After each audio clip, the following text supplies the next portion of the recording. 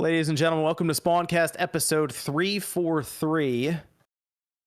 Yeah, it's that number. But we have a pretty fun show, I think, tonight. Sean will be popping in like 10 minutes later or something. I don't know what's going on over there. It's either wrestling or basketball. You can pick one. But returning to the podcast after what feels like a while, we have Max Dreamcast guy here with us tonight. Been gaming. I've been gaming too much. Good to be back. Good to see you here, Max. We have a bunch of games to talk about, so that'll work. Oh, hell yeah. A lot of stuff's been coming out. Let's see. We have Josie. Josie's with us, and hopefully that Ethernet cable will save her connection. We're hoping. Well, we'll see how that holds up. So far, it looks fine so far. Last time you were pixelating and botting immediately whenever you try to say anything. Crazy. I know. I tried to watch it afterwards, and I was like, "Good Lord, I ruined the podcast." Maybe you should have some better takes, Josie. Wow. Whoa. What does that even mean? Give me a bad take I've ever had. I don't know. Yeah, there it is. Pretty good. Your takes are pretty good most of the time. Except for the Kim Kardashian shit. That was terrible. I stand by it. It's still a terrible take. You have a bad take in my opinion too, man. It's just opinions. There's MVG on the set of what was that, Doom? It's like all red behind you. Doom. All right, Great that'll work. Good to have MVG here. We got OJ, player essence, with us as well. I'm here to give bad takes. Evan's somewhere out there. He's around. And like I said, Sean will be randomly popping in at some point. So we'll see how that goes. But tonight we got all the Bungie stuff that's been going down all week. So there's a lot to unpack with that one. We had an interesting patent that popped up from Nintendo and got people talking about certain concepts for the Switch 2 and controllers and stuff. I figured we'd touch on that for fun. A bunch of games came out: Robocop, Star Ocean, Call of Duty MW3. Two of those I think have a lot to them necessarily based on reviews that are out there and the overall experiences for them. And in about a week, we're going to find out what the Game of the Year nominees are, because usually they reveal them about a month, actually about 4 weeks before the event happens. So this is going to be basically our last chance to make that list. And I figure we would. And we try to make it in the sense that this is what we think would be nominated at the award show. Not necessarily, okay, these are my Game of the Year. What we think, like the judges, we're going to try to predict it and see how close we come. When that hits, because I think everything that's out now is what's up. Like, I don't think Super Mario RPG, for example, even if it scored in the 90s, we'll just say, just hypothetically, wouldn't get in because it'll be too late. Mm-hmm. So I figure now's a good time to do that, because this week we have Nintendo's financials and Sony, so there's always a chance for some random news getting out there. But Sean did say, "Hey, start with the Bungie stuff since I won't be there necessarily," and I don't know if he cares as much about it. So we'll roll right into the Bungie situation, as they did announce that layoffs were hitting. About 8% of their workforce, or just over 100 people, were laid off, and this happened very quickly. And the way the story goes, even the people within Bungie didn't know until apparently a meeting popped up 15 minutes ahead of time on their calendar, and that's when the news started getting revealed to them, I guess one by one technically, or even just in groups. But this stems from them missing their projections for revenue by roughly 45%, which is quite a bit. We also had a report from Jason Schreier that they've now delayed their expansion that was supposed to be coming up February. That's been pushed to June. And Marathon, which we know about because it was at a Sony showcase, is now coming out in 2025. So even like the near future right now isn't looking very ability to drive revenue for Bungie anytime soon. And this has brought up a lot of questions around Bungie in general, Sony, their decision to buy Bungie. It's a rough situation right now for them. Yeah, man. Yep. It's crazy. It's crazy. So sudden. All those Jason Schreier things. The craziest part was definitely the stories of the people just, hey, you're fired. The people who didn't even realize, there was like a guy who said he was on the way to the meeting and it told him he was fired before he even got to the meeting. And it's like, what? I don't understand. I literally don't understand. Are we talking about this now? Yeah, is this the topic? Yeah, this is it. I mean, look, whatever you feel about the way people are fired, the way people get let go, there's no easy way to let people go, right? So I think it's always a shock when it happens. But I think the biggest story here, honestly, for me is like, if you're missing your projected revenue targets by 45%, then I don't really know if it's your employees that are responsible for that. I feel like that's a management issue that, you know, whoever projected forecasts, you know, those people, the executive level, someone really is on the hook, should be on the hook at that level versus, you know, the artists, the developers, the social media people that will let go. Those people, they don't have really, all they're doing is kind of just, you know, just sailing the ship, you know, on the direction that you gave them, right?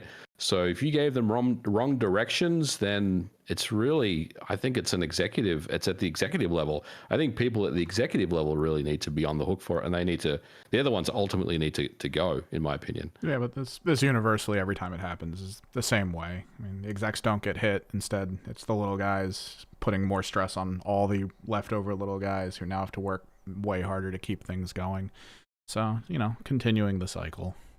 Yeah, now there's a ton of pressure on their Final Shape expansion that, again, hasn't been officially announced, but it's coming out now in June rather than February, which also leaves about a 7-month window that this season that's about to start this month has to fill. And we've seen with live service games, Halo being a good recent example, when a season goes long, interest starts to fade a bit, and that's like the last thing they need right now with their projections being so off. And they also mentioned that one of the reasons that it's off is because this recent one that they did that didn't really get a lot of praise necessarily or excitement behind it, I think it was Lightfall, that actually made less than they were expecting, and now the excitement for this next expansion is not very high, and I'm seeing people cancel their pre-orders and things online right now because of it doesn't, like, they're trending in the wrong direction for that. But my question is really with Bungie, did Sony overpay for Bungie? I don't think they did. I mean, it seems like the reason externally, it seems like they bought them because they're trying to do these 10 games as a service projects, and Destiny, even if you don't like it, has been a very successful games as a service project. So I wonder if, like, that's what they bought them for, and now maybe they're not going to be doing that, or what. I don't know. It just seems weird. I think they got their money's worth, but I don't know. The firings are so weird to me because of some of the people that got fired. Like the guy who the composer who wrote all the Halo music for the first 5 Halo games that did all the composing for Destiny, that guy got fired. I don't know. Some of the firings are so weird.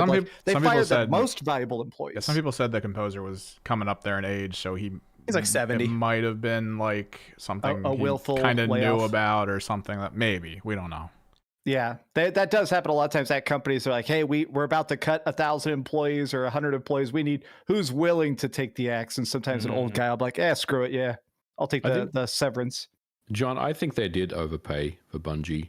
I think Bungie made themselves look more valuable than what they're worth, to be honest. And maybe those projections, you know, is a part of it. You know, like they kind of really had these like strong projections to kind of make the company look more appealing to an acquisition. So yeah, I do think they've overpaid, especially based on what we've seen over the last week. Bungie seems like they're not in a good place looking in.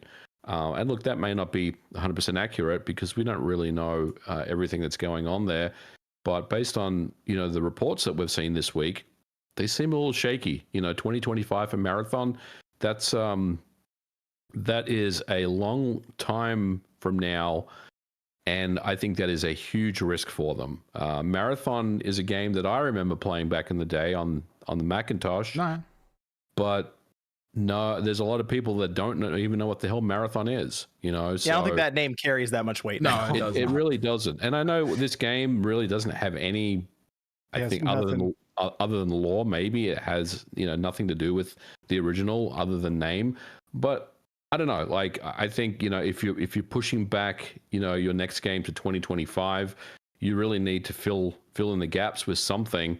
And I think if Bungie doesn't have anything next year, anything kind of substantial, they're going to have probably a worse year than they had this year. So I think, things aren't looking great at the moment. I'd be a little bit concerned. I'd be concerned if I was Sony saying, did we make a mistake here? Did we overspend? How do we fix this? And look, I think ultimately the ship will, correct itself. It'll course correct and things will fall back into place. But it's been a pretty rough week over there at Bungie for everyone involved, and it's always unfortunate when these things happen. Yeah, I think they definitely overpaid MVG. I think you're right about that with Bungie. Was it after their $1.2 billion package to retain talent came out to $3.5 billion or $3.6 billion? That, to me, based on it's all based around their expertise for what's come of one game with Destiny 2. And I feel like if they had three or four live service successes, I'd say, well, they're obviously experts on it. Mm-hmm. I don't kind of look at this. I'm wondering, are they experts at live service games, or did they kind of get, I don't want to say lucky, but like get that lightning in a bottle release with Destiny 2, and they were like, oh, okay, cool, let's keep doing Destiny 2. This works. Especially go ahead, Evan. I mean, especially if they had like those 3 different ones running at the same time. But I mean, that was just Destiny 1, which became that like niche kind of almost cult classic game. People learned more about the lore by reading it. It kind of created a community around it that pushed more people into looking into it, which then I guess kind of waved forward to the luck you were talking about with 2. So yeah, it just didn't really work out for him though, I guess. Yeah, I'm kind of looking at this and thinking that MVG might be right. It might have been a bit of a pump up on the numbers to kind of make themselves look really good in an acquisition phase. And look, I think a lot of companies do that, right? Like they want to make themselves look, attractive to potential buyers. Like you really want to, show your best hand and all that. But look, ultimately, it hasn't really borne any fruit for Sony at this time, and it seems like it may be a struggle for them to actually do that again next year. So hopefully they got a plan that's better than what we know about right now, because Bungie. I mean, if we don't hear anything from Bungie next year, then that's bad. I feel like, Well, I'm glad this was also put out there. By the way, this was over in Forbes. Paul Tassi's continued to basically follow along. I assume just ask around more behind. Apparently, it's not hard to get information from Bungie. I see people doing it all over the place. Like, I guess they're just really close to the community, which technically Destiny 2 being a community-driven game, it would make sense that you could just end up talking to community managers or even developers. But information getting out there now is that, and I will say that this is not the first time that this has been mentioned. I feel like this might be the first time it's actually gotten out there, though. This is not the first time I've heard this. And that's Bungie was actually in some, I don't say trouble, but I feel like they were realizing that they were going to have issues with cash flow. And it was kind of framed, if Sony didn't buy Bungie, that Bungie was going to have serious downsizing, or they could, who knows what could have happened. I mean, they could have, if Destiny 2 fell like this while they were just independent, I mean, they could have had serious issues when it comes to their studio in terms of it even being around.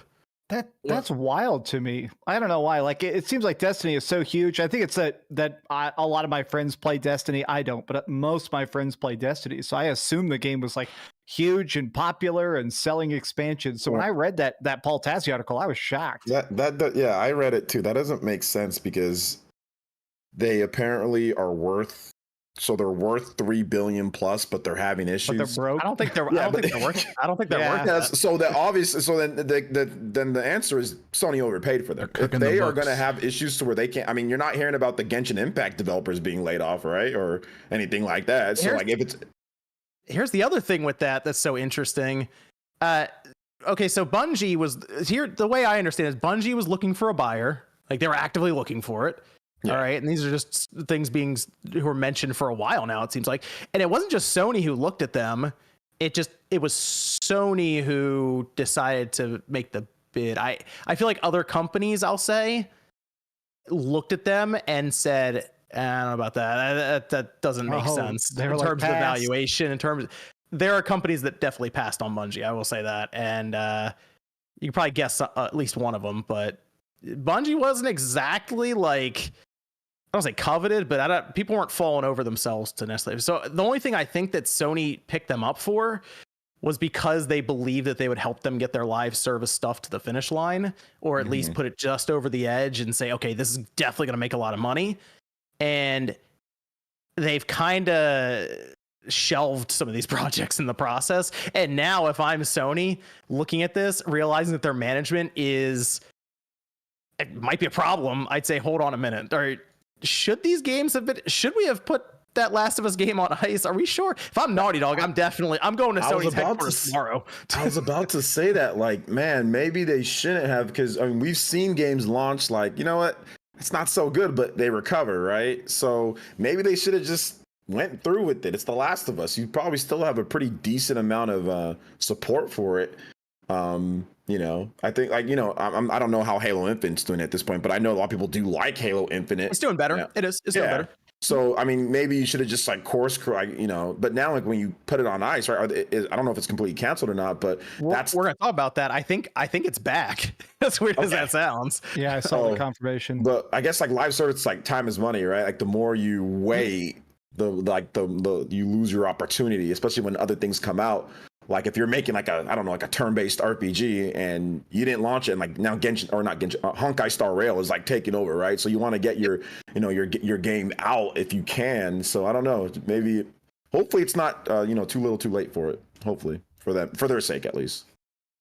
Yeah, I feel like live services are just really not reliable. Like, you can't really base a whole company off of them, because some are going to take off and they're going to explode, and then most of them, like we've seen from most of these live service things, they just shut down.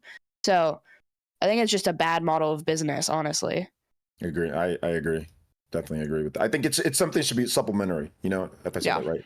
Like, you supplement it with whatever else you're doing, right? Like, it shouldn't just be like, this is what we're known for. Like, that's what we're known for, just this one thing that, like, it would have been cool if they had like another like single player game, like, let's say like a Sekiro or something like that says, okay, that can do pretty well. We have other franchises that are viable too, in like a single player market or something like that. But it's just Destiny. I know they have Marathon coming, but in terms of what they do, it's just Destiny. Like, so that's a really like tough buy for me. I mean, if I was buying, like, I wouldn't buy just a company that all they do is one game for $3 billion. No, I need to see a number. I need to see like a whole portfolio of games, at least a few, right? Like at least 2 or 3, with one of them being a live service and like two maybe being like a single player game or 2, or maybe like a small little co-op game or something else like that, you know, not just one game. Especially when I think when they kind of became their own company and left the whole Microsoft Studio family thing, they were like, we can finally spread our wings and try to make something that isn't like Halo. And then they made Destiny. It's like, I don't know if they made I feel like they made Destiny because then they also pitched it to Activision, and that was a whole thing where they were like, this is a 10-year plan, a project or something. They ended up breaking away from Activision to go independent, and now they got purchased by Sony, which, you know, I thought about this MG. I looked up the date for the acquisition that was announced, which means it would have been, you know, months of negotiation stuff before that. I kind of feel like they slid the pandemic numbers across the table to them when everyone was inside playing these live service games. I kind of feel like that's why the valuation might have been so high. And because at that time, when everyone was inside playing games, all these live service titles were through the roof in terms of like player counts and revenue. So are you telling me they did like Smokey did on Friday when he tried to flip the bill over when he was handing the bill? I'm telling you, I think they were very, very calculated about this. I mean, for Bungie, technically they sold at the perfect time. I will give them that. But that's the word is they pretty much had to, or they were going to. Bungie's now called Smokey. So Smokey. All right. And I think the solve, if they're going to fix this thing, they got to do Destiny 3. I don't think it's Marathon. I don't think it's whatever their NetEase project is. You got to go Destiny. It's got to be Destiny 3. I was asking people who play Destiny 2, if I want to get in now, where do I start? No one told me the same spot. Everyone told me a different expansion, a different, I don't know, character world, whatever. It's and then I'm going down the expansion list, and you put them all the SKUs into a shopping cart, and it's like $500 some odd. I have no idea. Didn't they also delete some expansions? If you can buy the first game, you're not playing those planets. They deleted the expansions. I don't know. That was the craziest thing. I saw recently Destiny tweeted some. Well, they've started rewriting certain planets so you can't go to some of the previous expansions.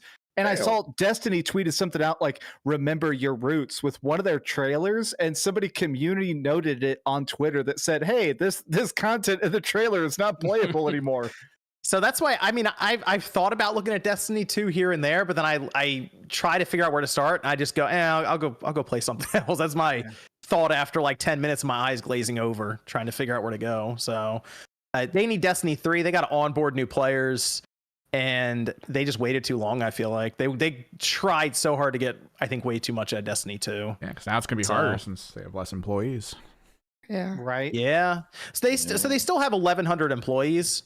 So they still have they still have a lot. Like they're still a big studio, but with that large studio, obviously comes a lot of risk because they like a lot of overhead. God dang, it takes a lot to hold up some of these games. And a new HQ, man. Okay, that seems like too much. So overhead. the new HQ, I will give them this. The new HQ, they started developing a long time ago. Because people were like, you laid all these people off, but then you spent $200 million on I'm just saying, like when you start really crunching the numbers, like I don't know, you guys ever done like accounting like for like a big company, and you start really crunching numbers, and you're like, God dang, man, we spending $1 bazillion. Like we gotta cut back on this. I mean, I used to crunch numbers and I sucked at it, and I was just like, God, we gotta do this. My head was spinning with how many things we gotta do in order to reduce the cost of overhead. So I mean, I'm only thinking, like, I'm not trying to defend. I'm not defending. I'm just saying, like, they're probably in there, like, probably panicking. You know what I'm saying? Like when they start really crunching the numbers and seeing how much overhead they have and what they're paying. Because I think they pay their employees pretty well, right? Like it's not like they're underpaid. So it seems like a nightmare. That's what I'm trying to say. It seems really bad, like in terms of just trying to get things under control with the budget. So hypothetically, even if they release the another one, like what is that going to fix? You know, because like is there still demand for that? Like maybe they would need to put something more into it to get more people to try it out. Well, because it's like the reason people were even excited for this new season of Fortnite was because it was going back to the old maps and stuff. So well, the trick with long running things like Bungie of Destiny compared to Fortnite is, I mean, Fortnite is just you're a character, you get guns, you know, it just recycles itself. Right. But Bungie is the Destiny games are running stories. You got all the dungeons, you got all the like gear score. You'll feel more like you're falling behind because it's not just a skin. It's, I don't get the laser gun because I wasn't there for this event type situation. That kind of thing, causes people to just be like, I don't even want to try. Yeah, that's a good point. You feel like you're too far behind. So in normal situations like this, a full reset of Destiny 3, everyone starts at level 1 and tends to be a better. Okay, it's like a jumping on point for people. I got you. World of Warcraft does that a lot. They call it fresh. They call it fresh in the community, where they'll just keep rolling out new servers. Anytime a bunch of people quit, they'll roll out a complete new server. So everybody starts at level 0 and levels up again. And it works every single time. So I honestly think Destiny 3 might be a huge hit if it doesn't suck, obviously. Sounds like those people over at Blizzard are experts at live service stuff. Yeah, I know, right? Yeah. But now the fact that they're in the Microsoft pocket, maybe they're going to be cranking it out even better. It'll be something to follow there, but their new season is out this month. So maybe it'll be some excitement around it. I'm not sure. It doesn't look good for Bungie right now. And again, I got a question if I'm Sony, if you made the right decision with the $3.5 billion. But I will say something that stemmed off of the Bungie story was that they were evaluating Sony's projects behind the scenes, the games as a service stuff. And one of them was that Last of Us multiplayer. And apparently it was sent back. It was put on ice. There were a lot of terms used for it essentially being shelved or canceled. But oddly enough, game director at Naughty Dog, who's on the Last of Us online project, Vinit Agarwal, says that they had completed the special world in Mario Wonder. All right. Congratulations there. And then they said, yes, I'm still working on that game, referring to the Last of Us multiplayer. So I'm not sure if it was just, I don't know, never like put on ice necessarily, or that was just term that's used for being a skeleton crew left on it. It's odd that they would just kind of put that out there now after all the stuff kind of going around about Bungie randomly. I don't know if that lines up or it's just like, hey, I finished this. Here's this cool picture of Mario. Also, by the way, we are still working on that Last of Us multiplayer. To me, it felt like just a random statement. It didn't feel like a planned thing. It just felt like a guy who had not tweeted in a while, like, hey, yeah, I am still working on that game. Don't worry. It didn't feel like a time. Maybe that's just me. It didn't feel like a PR beat. It did just feel like, hey, I am still working on it. Don't think we've given up yet. Okay. Yeah, it's good to hear that it's still good. I thought they were moved on completely. Also, it sounds like they're working on 4 projects then. Naughty Dog. They have a new intellectual property. I think it's supposed to be like fantasy kind of. And they have Last of Us Part 2 remaster, remake, whatever they're going to call that. This multiplayer and then Last of Us Part 3. Yeah.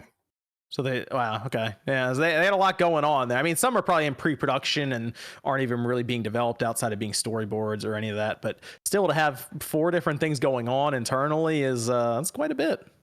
I wonder if they're gonna like coincide the Last of Us multiplayer with like season 2 or something of the Last of Us TV show, just to like hype it up a little bit. Because I don't know who would play that if they didn't really tie it in.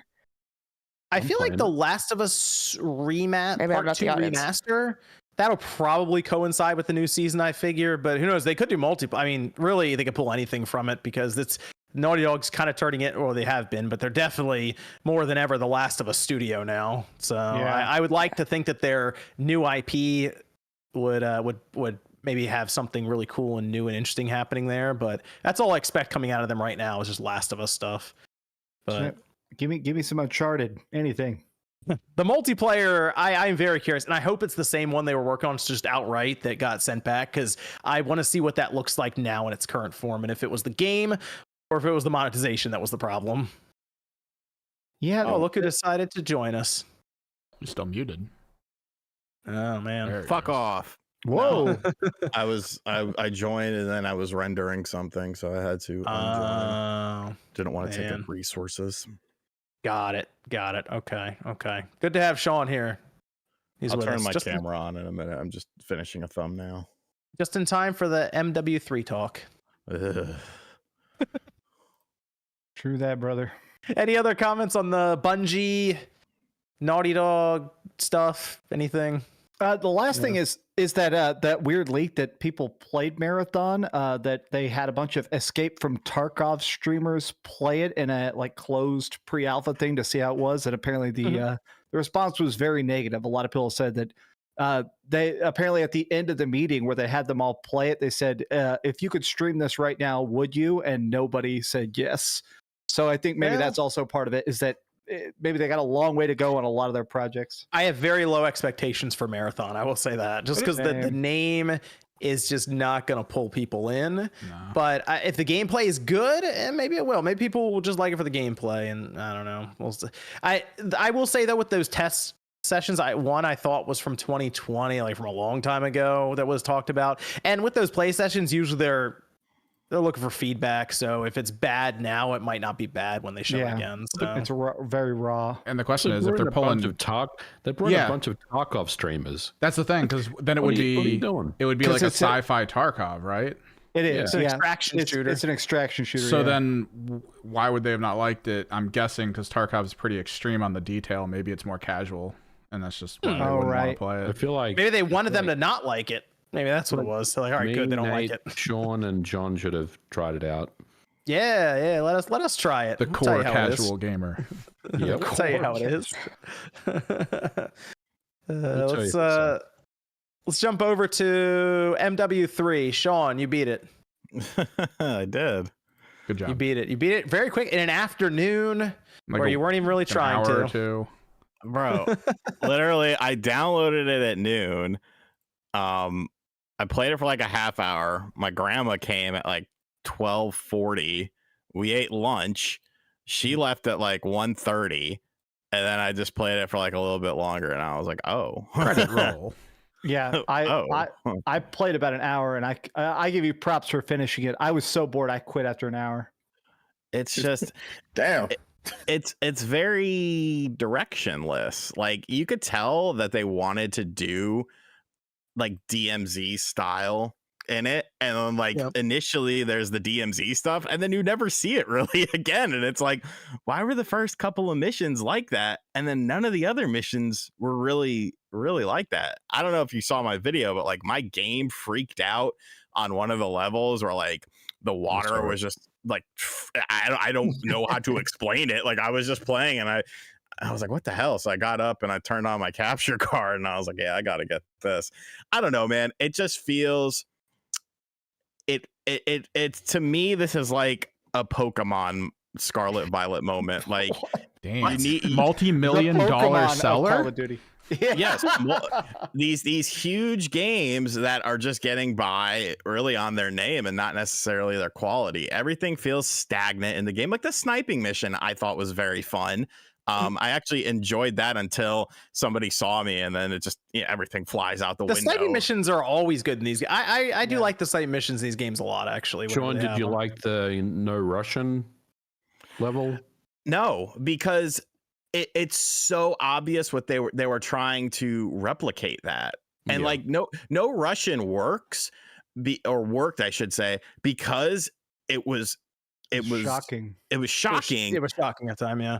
And you didn't expect that. You didn't expect any of that to happen. This was literally like when like the plane scene happened, I was like, oh, this must be the no Russian thing. That's actually interesting. I wonder how they'll change it up. And then the plane scene was over just as it got started, and I was like, oh. And then I got to the real no Russian scene, and I was like, it's literally the same thing, but it's at a soccer stadium instead of an airport now. It lacked soul. Like it was just shocking to be shocked. It's like a shock rock thing. It's like Marilyn Manson.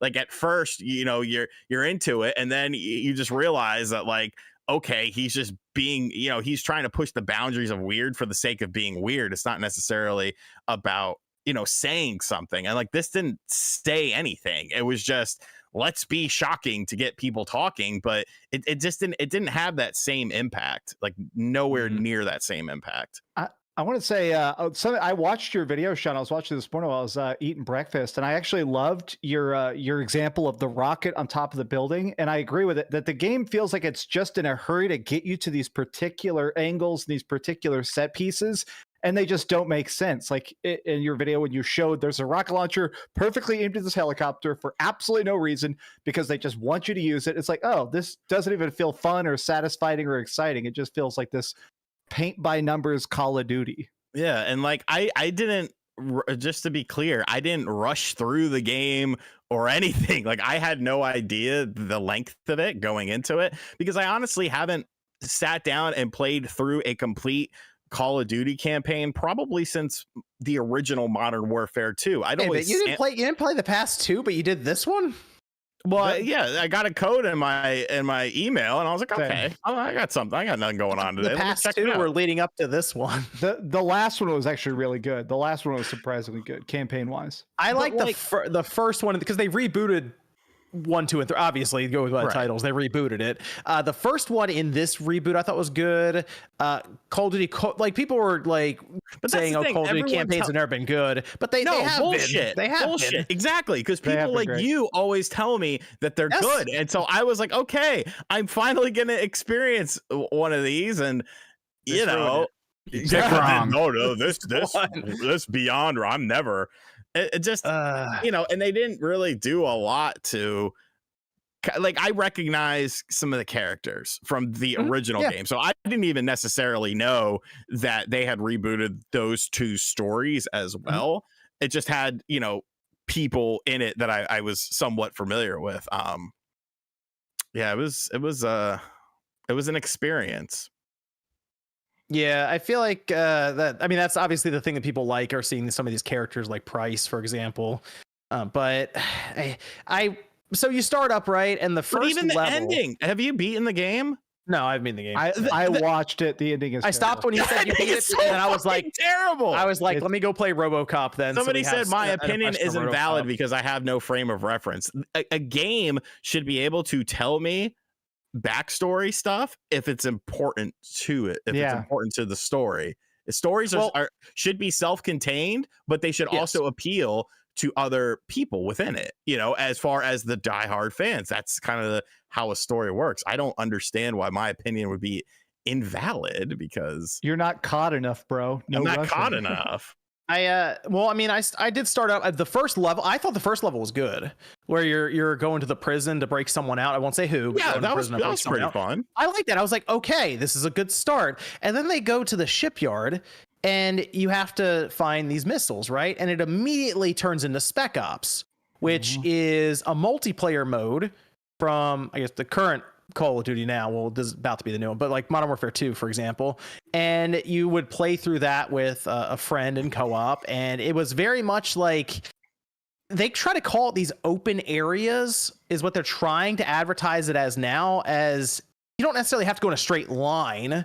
You can go around, and it's a sandbox basically.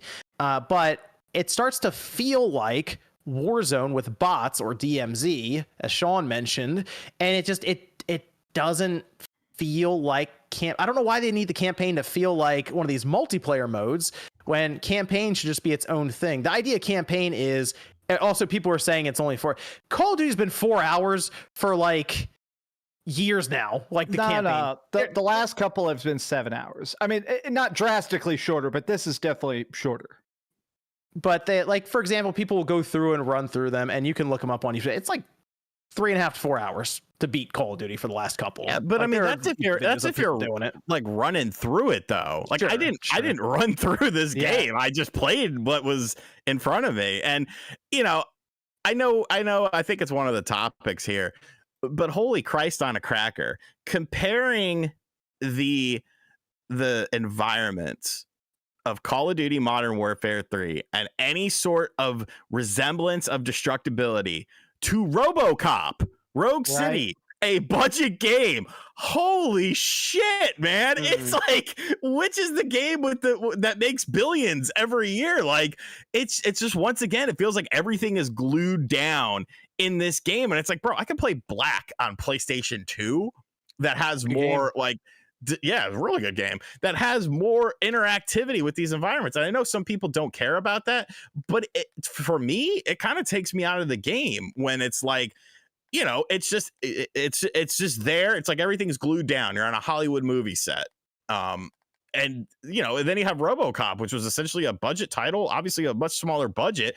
And it's like, yeah, fucking punch out this arcade machine and throw this fucking gas tank at someone, and everything's exploding, shit's flying all over the place. It's like, wow, okay, thank you for caring about things like physics and destructibility. I think my thing for Call of Duty is, it could be we'll say 4 to 6 hour just interactive action shooting gallery movie with characters that you like and an interesting story. That's how I usually view it, right? And some of the campaigns Max mentioned are longer. There are some that are like 7 or 8 hours long, and then we have some that are like 4 or 5 hours. But this it feels like, it feels like DLC, and that was mentioned in a report. This was gonna be DLC. They were kind of in between, and they decided to go this route where they're selling it as a full price game, and I don't think it should be. You can almost tell it's DLC by the ending of the game, because the ending of the game literally like is so inconclusive that if it was DLC, you'd be like, oh, okay, I'm gonna finish this in Modern Warfare 3. So now that you're saying that, Sean, that's actually really annoying to me, because Modern Warfare, so they rebooted the series, or the story, right? Modern Warfare was great because it worked to reboot it. The last one, though, while they did have a story going, it felt like they were bridging to this current one. So that last one felt more fillerish, I guess. And I thought we were going to get to 3, and it was going to be this big epic campaign that would kind of cap things, and it'd be really exciting. You're basically telling me, again, I haven't played through it, that I'm about to go through another 3 to 4 hours of filler once again. Yeah, pretty much. Okay, great. Awesome. All right, great. I will say, even though I'm complaining about it, Sean's playing it, Max, I understand that the vast majority of people who are going to buy Call of Duty are not going to touch the campaign. I get it. Like, there's going to be a lot of Warzone, there's a lot of multiplayer, but it's still, I would like to see effort on the campaign side, because I do think when they really get it right, it's awesome to experience. I mean, I'm still gonna play the multiplayer component of the game because that's what I prefer to play. Sure. Even though Mhm. it's not anything. It's probably not going to be anything groundbreaking or whatever. But I was just I was given a code for the single player. I played the single player. It lasted me as long as it lasted me, and I was like, oh. So this is what I was missing out on. All right, thanks guys. But I heard in a tweet Colt Eastwood really liked it. So I guess, between him and the guy in the chat, my opinion just doesn't matter. Did Colt really say that? I don't know. Somebody replied that on one of my that dude's talented, man. He made Redfall look good beforehand. So, that dude's talented as hell. I'll tell you that. I was watching, I was like, damn, Redfall might be good. It looks shit everywhere else, but Colt making it look like it's the damn best game of the year. His editing is on point. I am deeply disappointed, and I would recommend to hold off on Call of Duty MW3. I'm holding off until I see Colt's video. He might make it look better than you suckers. If you want a first-person shooter campaign, buy Robocop. Hold on, we're gonna talk about Robocop. Bro, I'm ready, man. Robocop. Bro, I beat You the want to talk hell about Robocop so bad, don't you, Sean? bro. Why is the All game right, getting crap reviews? because they're idiots. We can actually talk about. Let me cover some of these super chats that came in, and then we'll go to RoboCop, okay? And then we'll do Star Ocean. Then we have some other topics to get to as well. Let me pull this up because I hear Sean the whole time trying hard to talk about Call of Duty or RoboCop or talk about Call of Duty. Era 404 says, "Just want to say you guys have done a great job. Thanks for the years of consistent, high quality content. Been here since very close to the start." Shout out to Era. Ashoka says, when Sean comes on, he should start imitating Dreamcast guy voice like he does whenever he's not here. Do it. Mock me. I don't care. This is Dreamcast Guy, and today we're going to be talking about a game on the Xbox. He covers your shout out every time for the outro when you're not here. When you haven't been here, he's like Dreamcast. That's what a good. That's the good Dreamcast. friend. A good friend will imitate you, but also plug you. Yeah, whatever they say. Where can we find you, Sean? I say youtube.com/Dreamcast Guy. Exactly. If you don't put all 75 E's, you will actually not make it to my website. When does Sean actually plug you? Before or after he talks about your website. I didn't know y'all were plugged. Okay, I'm just saying. I was like, that's you guys' business. Oh, you went that way. I was like, wait, what? I was like, oh. AJ says, does anyone that hasn't played Destiny 2 since around its launch 2017 have any interest in Destiny 3? I know I don't, and believe most don't either. I'd be curious. Yeah, I feel like as Evan said, I'm too far back now from the start that I don't even want to try now. I'm like, whatever. So if there is Destiny 3 though, and it's like a clean slate, like they just wipe it, yeah, I'll try it out. Why not?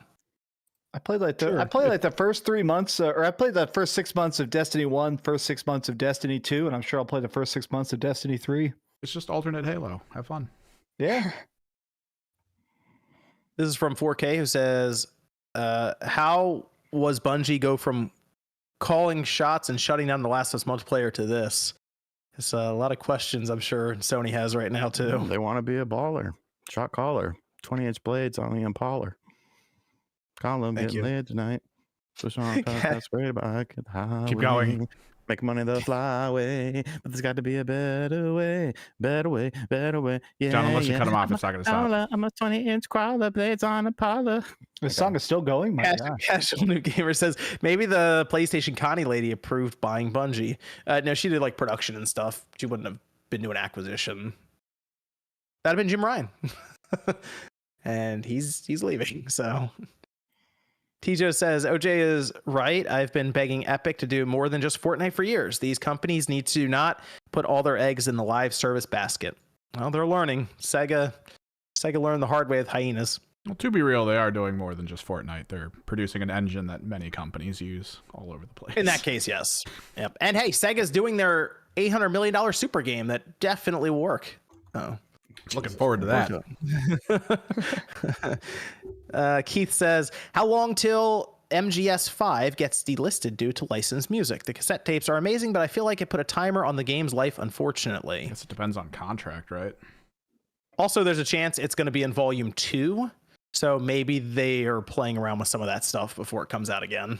So, and maybe the old one gets delisted. Let's see. Orange says new Sly Cooper game announcement any year now, and then they have a heartbreak emoji. That's sad. Rufflemut with the big super chat here says, hello, I'm a bit tight on money, but after finishing a fantastic beat 'em up point and click adventure game called Brock the Investigator, left me in a generous mood. Funny and lovable character, solid narrative that subtly branch in separate directions and surprisingly dark. Okay. Google that. Shout out to play an alligator, okay. Shout beat out people up. Oh, Investigator, Oh, Brock the Investigator. This looks cute as hell. Oh, okay. Shout out to Rufflemut. The Rufflemut. That Dan guy says, did you see Dave 2D did a teardown of the PS5 Slim? The Slim is still using the liquid metal. I did not, but I will check that out because I'm curious about a few things inside of it. And if I could maybe comment on some of the stuff he found, I'd be curious. So I will take a look. Sean, you want to talk about Robocop with us? Bro. You seem to really be excited about this game. They sent out codes. I got a code for it. I loaded it up. I started playing some of it here. I didn't. They didn't send me shit. Ooh, I beat it 2 weeks ago. But yes, I fully beat it too. So Nate got a code too. You should get mad at him. Must be nice to get codes. He's not even on camera. Michelle's in that circle, that inner circle, and guys getting codes. I got shit over here and getting Modern Warfare. I got Robocop, got nothing. I bought it. You know, it was well worth the admission price. How much is it? 60. I mean, it's worth it. I gave it an 8.5. Yeah. It's a good ass game. Yes, sir. Yes, sir. Confused at some of the. I will admit, I'm a little confused at some of these review scores after playing it for a couple hours now, because. Okay, I mean, I guess I can kind of see, like, it's definitely a budget game in terms of the backing for it. Budget it's not $60 game. It's not priced. Major AAA, super attention to detail or anything. But man, the game is fun. Yes, it's funny. I feel like there's so few games that just like it's got this funny satire and it never breaks character, and I love it for that. And Sean's right. So you can even, I don't know if the demo's still up or anything. Parts of this are in the demo, but like he's right about the destructible environments, because most stuff I say around you will interact if you shoot it or punch it or throw somebody at it. And there was one part where I'm going through an office and there's gunfire everywhere, and like papers and different things on the desk are getting hit and they're all flying up in the air. So there's just all kinds of mayhem while I'm like shooting at these like gangsters and stuff. Sounds like the first that have held up, for example. Stuff. Yeah, like it's a really cool look when it's all happening. And even like the basic things that we've had before just feel like they make a lot more sense in this game. Like the breach, like when he does breach and clear, where he just punches the door in, everything kind of slows down, but it makes sense for it to be Robocop who does that, because obviously you feel like you have heightened reflexes. So he scans, he zooms in, he hits everyone before they can get to the hostages and stuff. And it's just fun. I don't know. And you do all that, right? So you do this you like wipe out 200 people who are trying to take over the station, or people out there trying to hold up stores and stuff. And then you walk outside, you look to your right, you scan a car, and you give him a parking ticket. Yep. Or the graffiti guy. The graffiti guy who goes and hides in the dumpster. Classic callback. Yeah. You just walk up and you just put a little park. If someone was parked next to the fire hydrant, not having that. Go ahead, Max.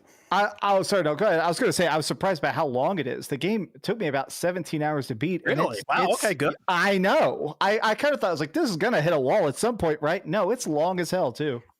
Wow. Yeah. Right. And did you do all the side quests? I did a big chunk of them, but I didn't do all of them. After a while, there's a bunch. I did. I would say I'd said about 70% of all of them. Yeah, there's quite a few, and like I don't know, it's very enjoyable. I like the skill tree gives you new stuff to unlock. The story is really fucking good too, especially if you are a fan of the first two RoboCop movies, because it pretty much takes place after RoboCop 2. There's a new bad guy, and you got to figure out who he is. And when you figure out who he is, you're like, oh shit, I remember that name from another RoboCop movie. Like, you have Peter Weller reprising his role as RoboCop. Like, it's pure fan service, but I think it's a fun enough game that even if you're not super familiar with the RoboCop movies, while you will get more enjoyment out of the game, it's still it's a standalone thing. Unlike Call of Duty, the story itself is rather self-contained. Like you understand what's going on, you understand who the characters are, you understand why things are happening. You just get more enjoyment out of it if you are a RoboCop fan. But I was pleasantly surprised with this I got a game. question. Like, why? Like, there's got to be some reason why this game is getting blasted outside of $60. It's still kind of janky at times. Like, it's definitely not a super highly polished game, but that's all I could think of, because as I'm going through this, like Sean mentioned, it feels like fans of the movies made it. Like it feels like the people behind this really wanted to make a RoboCop game, and they're even like RPG elements to the point where it has Deus Ex vibes to it. Like, you have full skill trees that'll fill out things for persuasion and armor, all kinds of different things for your character that go beyond. I figured there'd be a skill tree that's like, hey, you just attack more, or like your attack hits harder. There's actual stuff going on here when it comes to your skill tree that affects things outside of just the basic stat points, which is interesting. And you do have persuasion, conversation, all kinds of stuff there too. So it's interesting the way they have this set up. But I was trying to figure it out as I'm going through, and it's just, I feel like maybe the presentation, sometimes the visuals look a little weird. I don't know. It kind of falls apart towards the end of the game. It stops trying to be funny towards the end of the game, and it kind of changes tone. And I think a lot of reviewers probably didn't like that. I put my review that I didn't like without spoiling anything.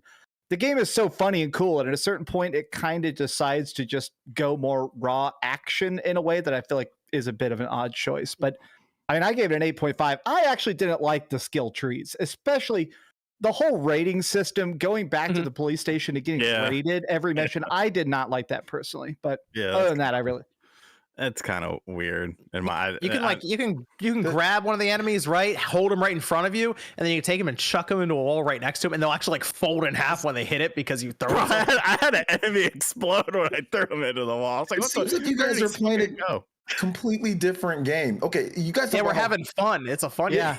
It's like the shooting's bad. People are saying the shooting's bad. It sounds like the shooting's fun. What? The shooting's bad. Neo Karan in the chat says critics is 71 on Metacritic, 9.2 from the users. You know, it's fun.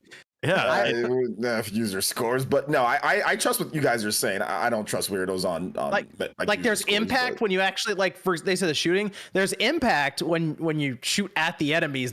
Like I was doing Call of Duty, and it seems like it's sure the guns, the sounds correct and everything. This, when someone gets hit by like his pistol he has that's like semi-auto that shoots a bunch of rounds at once, the enemies like explode, like their arms will explode off. It feels like the ultra violence of Robocop from the 80s injected into this. Is it repetitive? You guys are saying there's skill trees. Is it repetitive? They're saying it's repetitive too. No, it's not repetitive. I mean, you shoot people. I mean, but there's not a shooting gallery, sort of. But right? There's deviations in the missions. Yes, and that's the biggest thing is you go to different parts of Detroit, and you start to go to like abandoned parts of the city, and there's like enemy bases and stuff. I think it changes tone a lot, so I don't think it ever feels repetitive. I'll basically say this: it's something I showed in my review. At one point in the game, a bunch of bikers were circling me on motorcycles and be like, "Hey, RoboCop!" I grabbed a guy by the throat, I yanked him off his motorcycle, and then choke slammed him into another biker. Then picked up his motorcycle and threw his entire motorcycle at the other guys, and it blew up and killed all of them. And I showed that in the review. It looks so insane. At one point, like 20 meth heads are shooting at me. I picked up a dumpster and just whipped the dumpster and turned them into fucking applesauce. The game is amazing. I mean, if you're going to it with a sense of humor, it's hilarious. Maybe I was going in also like I wasn't expecting a ton from this game, so the fact that it's deeper than I thought it would be, I'm like, oh, okay, wow, this isn't just like a kind of a cash grab for the movie. Wario 64 is special for me. Then I'll pick it up later. I would recommend. Sure, I get it. It's because it's $60 now. I could see this if it fell to like a $30 game. I think that's an easy recommendation. Yeah, I'll definitely pick it up because you guys are talking like it's. It seems so weird because there's some people are saying like what you guys are saying, but a lot are saying repetitive, like you do the same thing. Yeah, there's some cool stuff, but it gets kind of old quick. But if you guys are saying that it's lit, I mean, even if I don't end up liking it for like $20 or $30, it'll be worth at least trying it out because it's RoboCop. I mean, we don't get like good RoboCop games anyway, right? And this is probably the best one we've gotten. So if you like RoboCop, then yeah, it's been a while. Yeah, it's also a fun and safe way to visit Detroit, so it's good. Yeah, you can kind of turn your brain off a bit and play it. So that's fun. You can scan stuff in the you can scan something, for example, to give you clues that in the crime scene, and you'll pick up like enemies' footprints and be able to track them down, as they mentioned the graffiti artist who jumped in the dumpster, that kind of thing. So it's fun. It's a good time. So looking forward to playing more of it. MVG, you haven't picked that up yet, have you? I just pre-ordered it right now. Based on, it is. What you guys was talking about. I like the demo. Dope. So you did like that? Okay, cool. So I will check it out. I beat Spider-Man 2, so I'm looking for a new game. So you are done Spider-Man 2. Okay, good. Yep. Good. What'd you think of that? Real quick before we move on. I thought it was fantastic. Thank you. really like Spider-Man 2. Got the platinum in it. I felt pretty good about it actually, because it's an Insomniac platinum where you get to the end of the game, you beat it, and you're like, oh, there's like 6 trophies left. I mean, whatever. But I got to be honest, the fatigue is kind of set in a little bit, so I moved on. But I love the story of Spider-Man 2. It's fantastic. Looking forward to the next one. All right, let's. I do want to discuss this since we're on the topic of all these games hitting. Star Ocean Second Story R is out now, and OG, you got a chance to play it? Ton of it. Okay, cool. I played a fair amount of it now beyond just the demo. I don't know if anyone else managed to pick it up or had a chance to play it. Okay, cool. What do you think of it so far, OJ? Really like it. Easily the best Star Ocean game. I know it might not be saying much, but it's the best one out of all of them that we've been getting, because we've been getting a number of Star Ocean games, and it just really the graphical look of it is really cool. Like if this is the way that Square Enix can bring back PS1 games like Xenogears and more, they should do it this way because it looks beautiful. It's a very fun battle system. There's a lot of new additions to the game, like when it comes to like little quality of life things that weren't on the PS1 release. So I mean, I really enjoyed it. Obviously, it's doing really well. People really enjoy it. Reviews, I think it's like 86, 87. So it's by far easy the best reviewed Star Ocean game. And I think that the voice acting and a lot of the stuff that's in the game so far is really good. Like I like the different character paths, because I'm actually playing I'm playing Rena's story, who's like the magic chick. I'm playing her story on my Switch, just portable, and then I'm playing Claude's story on my PS5, because Square Enix doesn't want to do cloud saves, but that's fine. It doesn't matter. So I'm just playing through like kind of both of them at the same time a little bit. And I'm having a ton of fun. I really like the different combat system, how it gets more in depth. They did little tweaks like the friendship system, almost like Social Link stuff with like Persona, but not as annoying.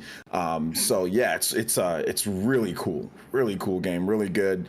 And just really happy with the release. I'll be honest, man, because Star Ocean, it's been rough for Star Ocean fans, and I've played and beat all the Star Ocean games. It's been rough, so it's good to actually have. It's like, the games aren't getting slammed online. It's not like, look at all these weird character models and stuff. So it's cool to actually see. It's like, wow, these graphics look better. It's pixelated, but it looks better than like the last 3 games. The Divine Force, the character models in that are like borderline disturbing to look at. Star Ocean 4, Star Ocean 5, and Star Ocean 6, that's Divine Force. All of them have really weird oddities with the character models. Like they're all like, some of them look good, but then some of them look terrible. So it's finally, we have one where it's like, oh, this looks good. The art, they redid the art and everything. It's super slick and clean.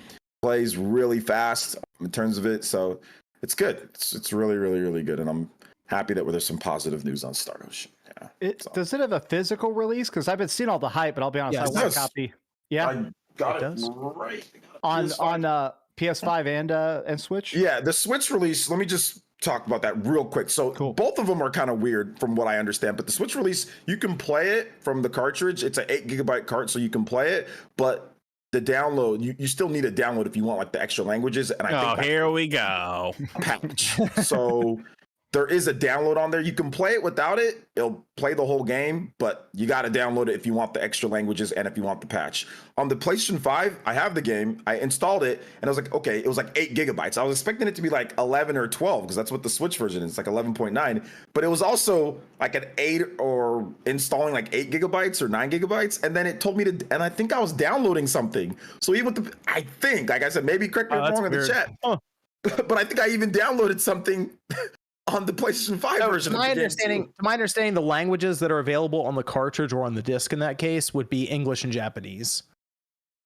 That's to my understanding. The other languages outside of that, like globally, would then be downloaded. So I believe that the main languages, I'm sure that people on this podcast, for example, might be watching, they decided to include by default there. Yes, so. That's included in there. But yeah, you can play the whole game. You can play the whole game on cartridge or the PS5, whatever the case is. But it's just weird how I thought it was just going to be all on there with the PS5, but I think I also downloaded something as well. So it was a little awkward with how they did that. But either way, the game's fine. PS5 version, better version of the game if you're looking just like technical performance.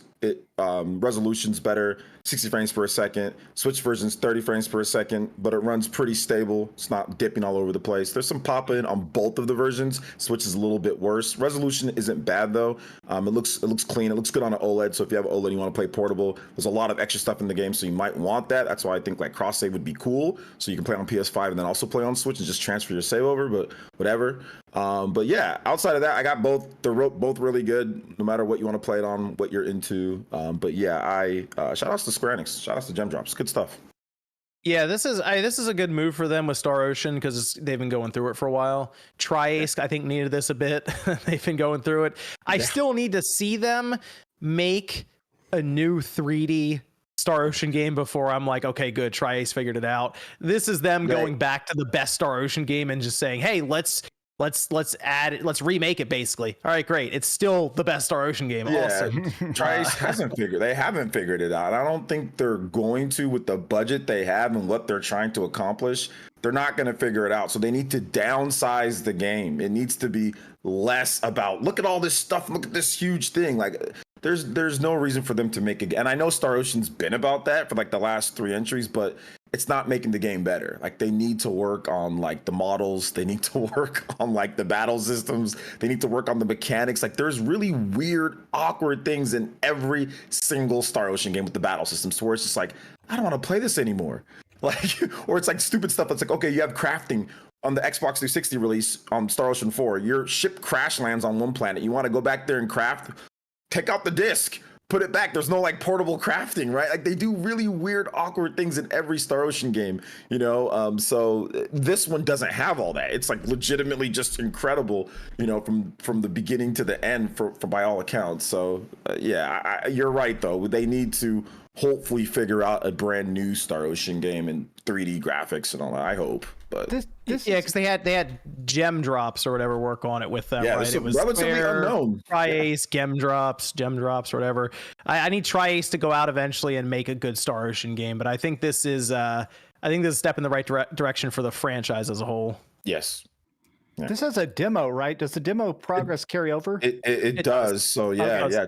Check out the demo, guys. Yeah. Those that are, check it out and carry it right over. You just play it casually. I think this is one of those games you can just play it casually. It's got nice recaps. It organizes everything for you, the achievements and all that. So it's not something that you have to blow through right away. And you probably want to replay it again anyway, just so you can see like the other side and the content that's there. So you can just casually play it. Like so I said it might be good for like a Switch release to buy it there, but the 60 frames is nice as well. It does look like clean. It runs a lot cleaner, I would say, with 60. And visually speaking, it looks it. The thing that's interesting about this release, I really like the way it looks because it's hard to describe. It still kind of looks like a PS1 game that's been like extremely modernized because like the environments, it has that HD 2D look to it when it's not HD 2D, but like it has that look to it. The environments look extremely like smooth, basically like they have hard edges here and there around certain buildings and stuff. Again, pulled kind of from that PS1 era. But like the character models that are like sprite based are so interesting looking, even in battle when things are going crazy and there's a lot of like massive effects happening and stuff, like big spells and all. It just looks so good in motion still. And does. I would like to see this done for Xenogears. I think it would make a lot of sense, but I think there's a lot of stuff they have to work out for that to become a reality. So yeah, Xenogears is a bit of a bigger game, and there's a lot to it. There's a lot of things they'd have to fix overall. But I mean, it would be good. It would be good if this did well, so then Xenogears they have confidence in that. So I'm hoping that's good. I would for anyone trying to figure out what it's like. It's kind of Tales like at time, like I'd put it kind of like that, right? Where it has you have your basic attack, you have a dodge, you have these special arts buttons you can do, and you upgrade a ton of stuff. There's a lot of progression in this game where there's character levels, you upgrade their specialties that will then change your stats. Like you can boost your stats and stuff to become incredibly powerful in this game towards end game. So it's it's a lot of, if you didn't play it back on the PS1, it's still a really good game. So I recommend it. It's not full price. It is 50. It's 50, you're right. Yeah, 50. Yeah. Yep. So it's cheaper.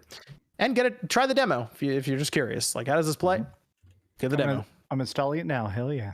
I think it's worth getting the demo just to look at the visuals, because it is a very unique style. So voice acting's a little but it's not terrible. But it's definitely not the greatest, but it's not bad. I think they tried. Josie, I'd like your thoughts on Star Ocean, please. I don't know. I'm not gonna play it. It looks fine. Just I'm make not it an up. RPG person. Just okay. make up an opinion. I'm actually genuinely so excited for this game. I've There never you been more go. hyped There for you something go. in my goddamn life. I looked forward to this thing since the day I was born. And thank the maker Which it's was like a finally week here. ago, right? Yeah. Also, OJ, talking about demos. You got a computer? You got Steam? Get that RoboCop demo. They didn't put that out on. They don't have it on like PlayStation or Xbox. No, sir. PC only. Yeah, that's weird. I don't know why they didn't put it on. I'm good. I consoles. don't like playing games on my PC. Come on, just try, it's a demo. Just try it out. Okay. I honestly rather just buy the game, and even if it sucks or even if I don't like it, I'm like, oh well, I have the physical game. That's why I like buying physical copies, because I still have something of value in my hand. Whereas if it's digital, I buy it. It's like, this game sucks, uninstall. But at least if it's physical, I have something. That's the reason why I'll probably just buy the game physical, and even if I don't like it, I'm like, oh well. And it's I don't know why they didn't put it in the. That's weird that there's no demo on consoles yet. I feel like that would have. Doesn't need That's it. weird. It doesn't need it. It needs it actually needs a demo. No. I will be the why it needs way they did report that their pre-order numbers are way higher than they thought they'd be. Like, they shattered their expectations. It needs a demo because you guys are all talking about how incredible the game is. You're just being stubborn and you don't want to play it on PC. No, I'm saying, here's the reason why I'm saying it needs a demo. Most people don't have PCs that can play the game like that. I'm saying that it needs a demo because you guys are talking about how incredible it is, but the reviewers are slamming the game. They're giving it not good scores. So if it has a demo, people can figure it out themselves. Like, that's what I'm saying. It needs a demo. They're disrespecting Taeon, the champions behind Ocean Runner. Yeah. And Chat a Lot. Yep. Didn't they do? They did Terminator Resistance. I'm just giving them a hard time. They also did. Hold on.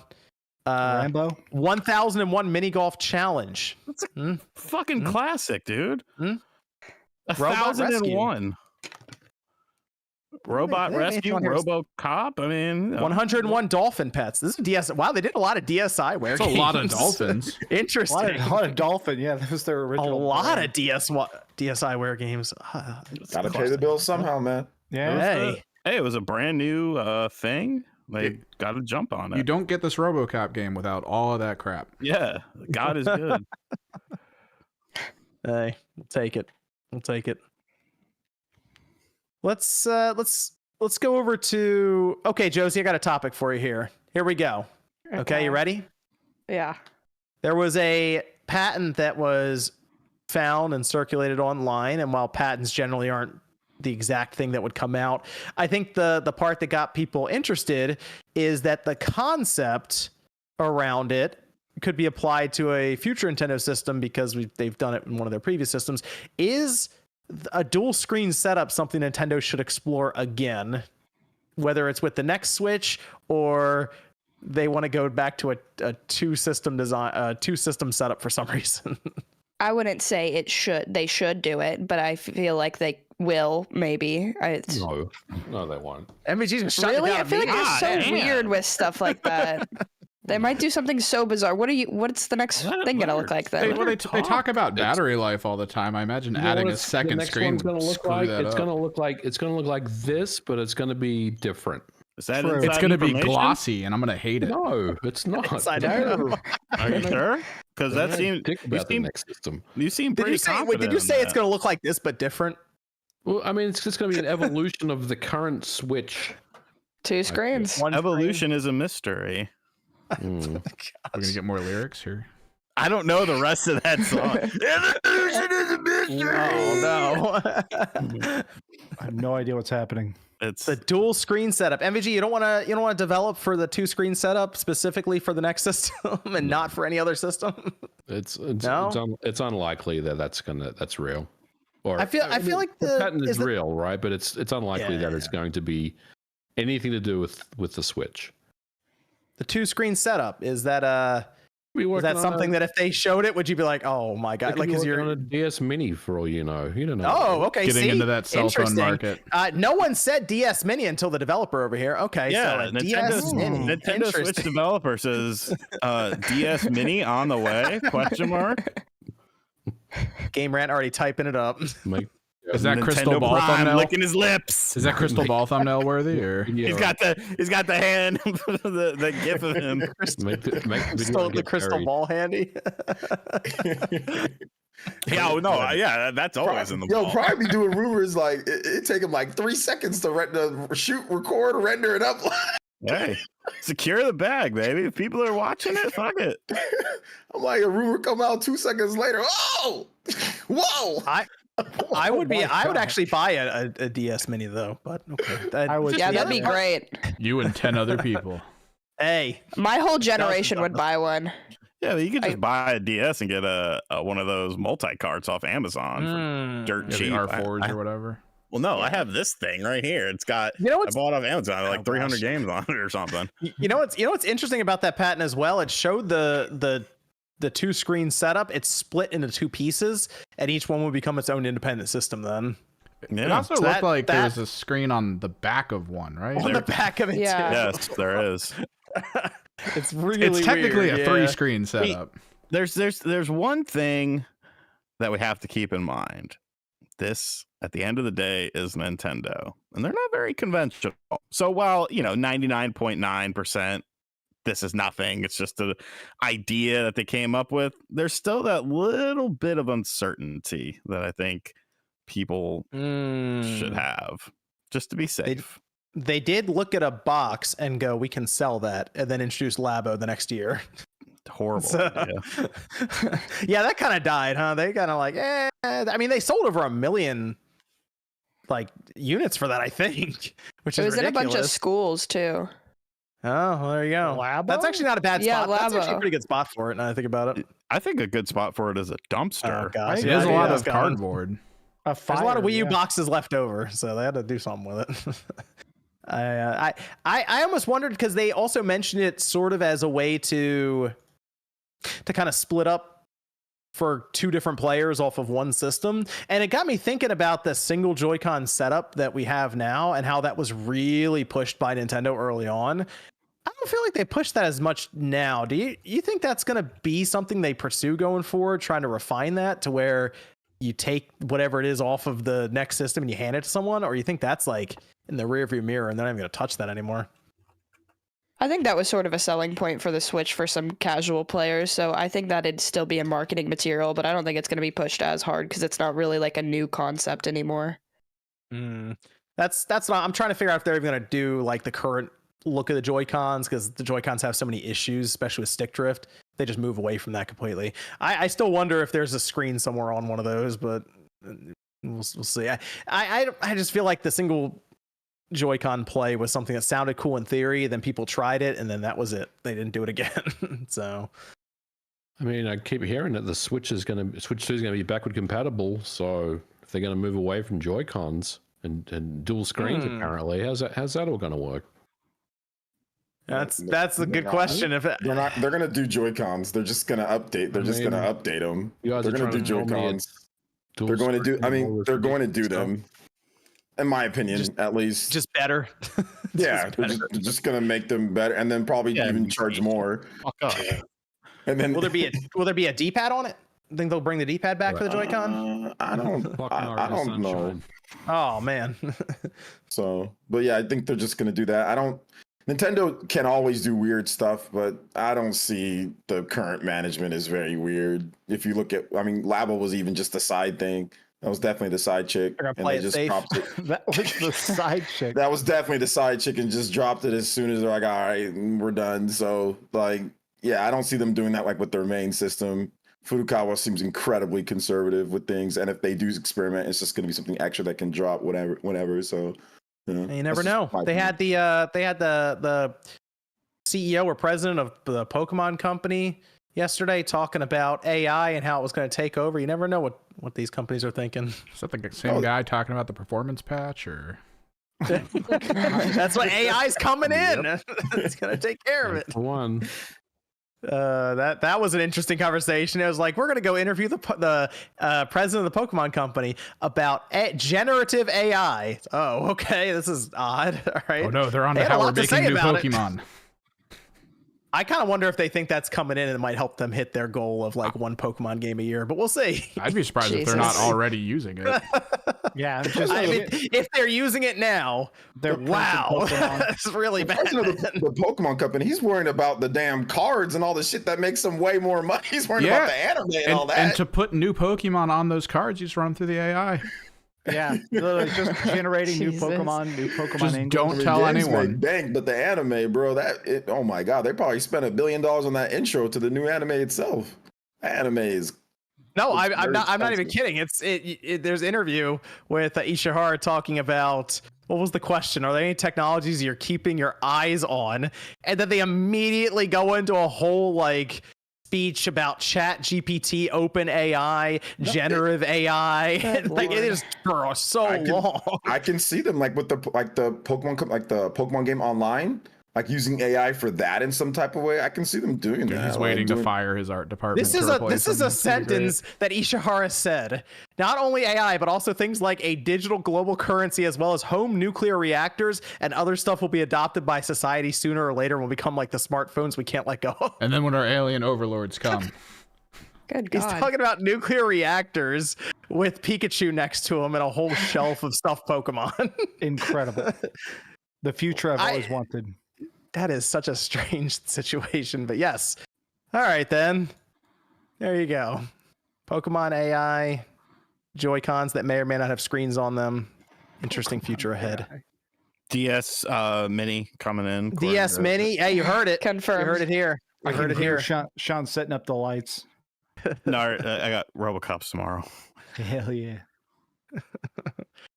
Oh yeah, it's the best day of the year. You get to set the clocks back an hour. Clocks go back an hour tonight. Yes, they fall back. It doesn't matter for us. We work from home for the most part. Bro, I get an extra hour of sleep. Well, not Chelsea, but extra hour of sleep. Love it.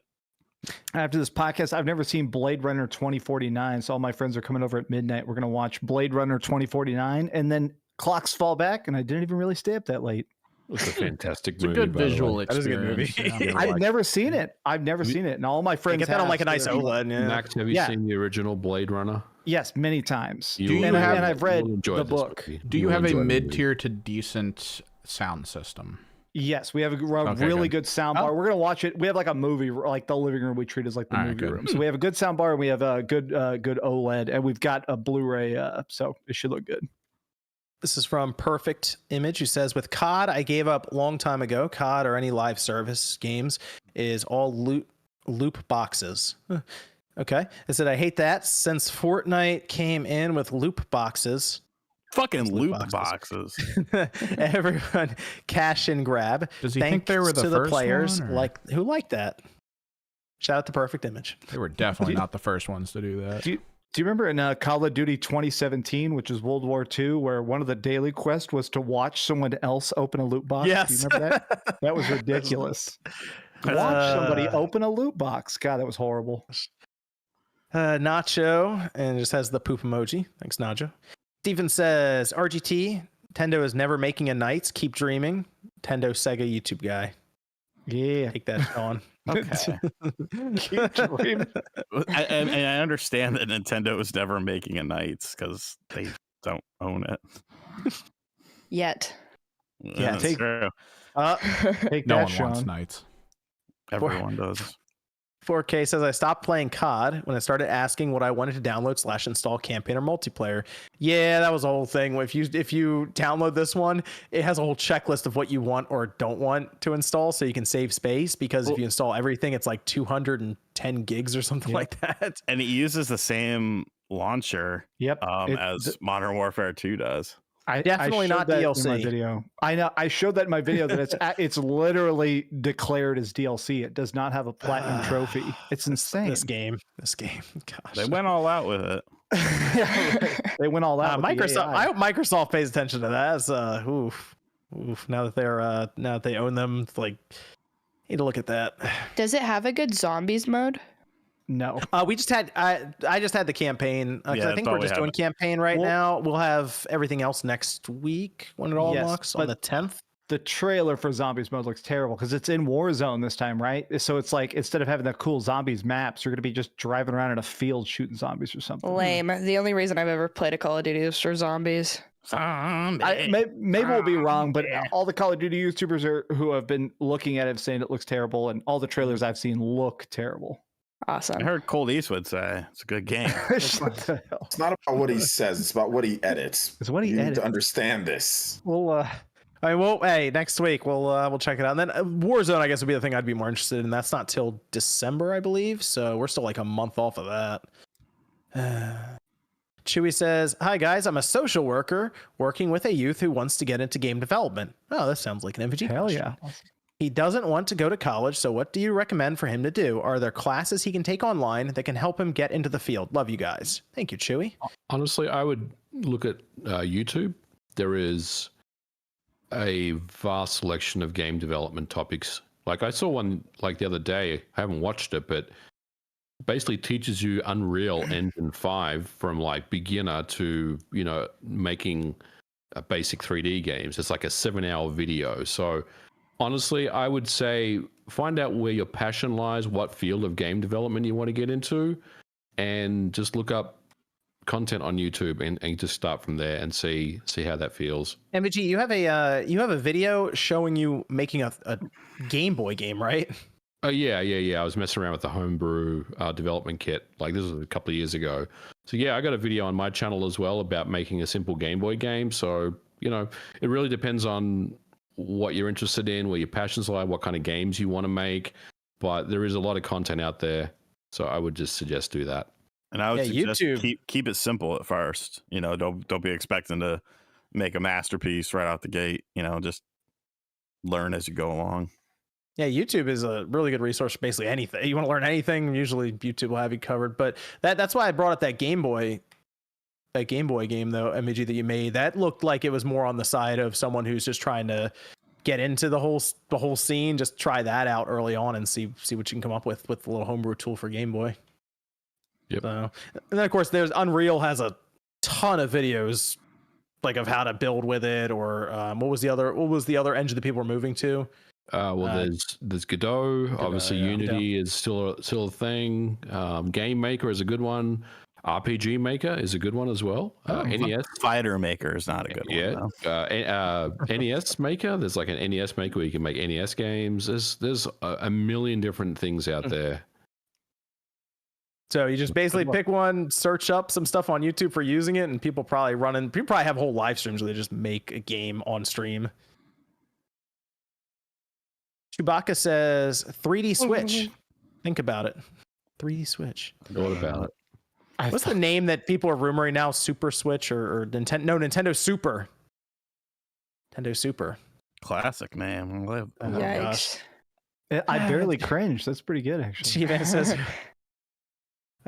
who would bid the most for a first look at Switch 2? Bid the Probably most. Eurogamer. Yeah. Eurogamer, Digital Foundry, probably. Yeah, probably. Truly says, does anyone on the cast use all button fight pads for fighting games like Box or Hitbox? I've heard they are more precise than regular fight sticks. I have not, but I've seen them and some of them look ridiculous. I mean, I use the Mixbox. We have a review on our channel. That's the WASD one, right? Where it has that instead of the fight. Oh, okay, Directional keys instead. Those look cool. I've watched Bob Wolfden. When we were at Too Many Games, he was busting one out and explaining it and using it, and it looked really awesome. He just literally at a party set up his Nintendo Switch. 1 a.m. Everyone's out by the bonfire, and he's like, "Hold on!" And he gets a Switch and this ridiculous looking pad that was this arcade stick with just all buttons. Was it his thin? Like, what is it? His thin pad? He had the one that was like really thin. That one looks really good. Yes. And he just broke it out in the middle of like everyone outside near bonfire, sets up the Switch and starts playing Smash with this weird looking arcade stick. And there was a fucking drunk dude just sitting there hypnotized by how badass it was. This is from Pride, who says, RGT, wish you would switch it up and wear a do-rag. No. Trying to get you canceled, bro. Pride says, RGT, do you have a bandana signed by Hulk Hogan? No, I have the belt. The belt, okay.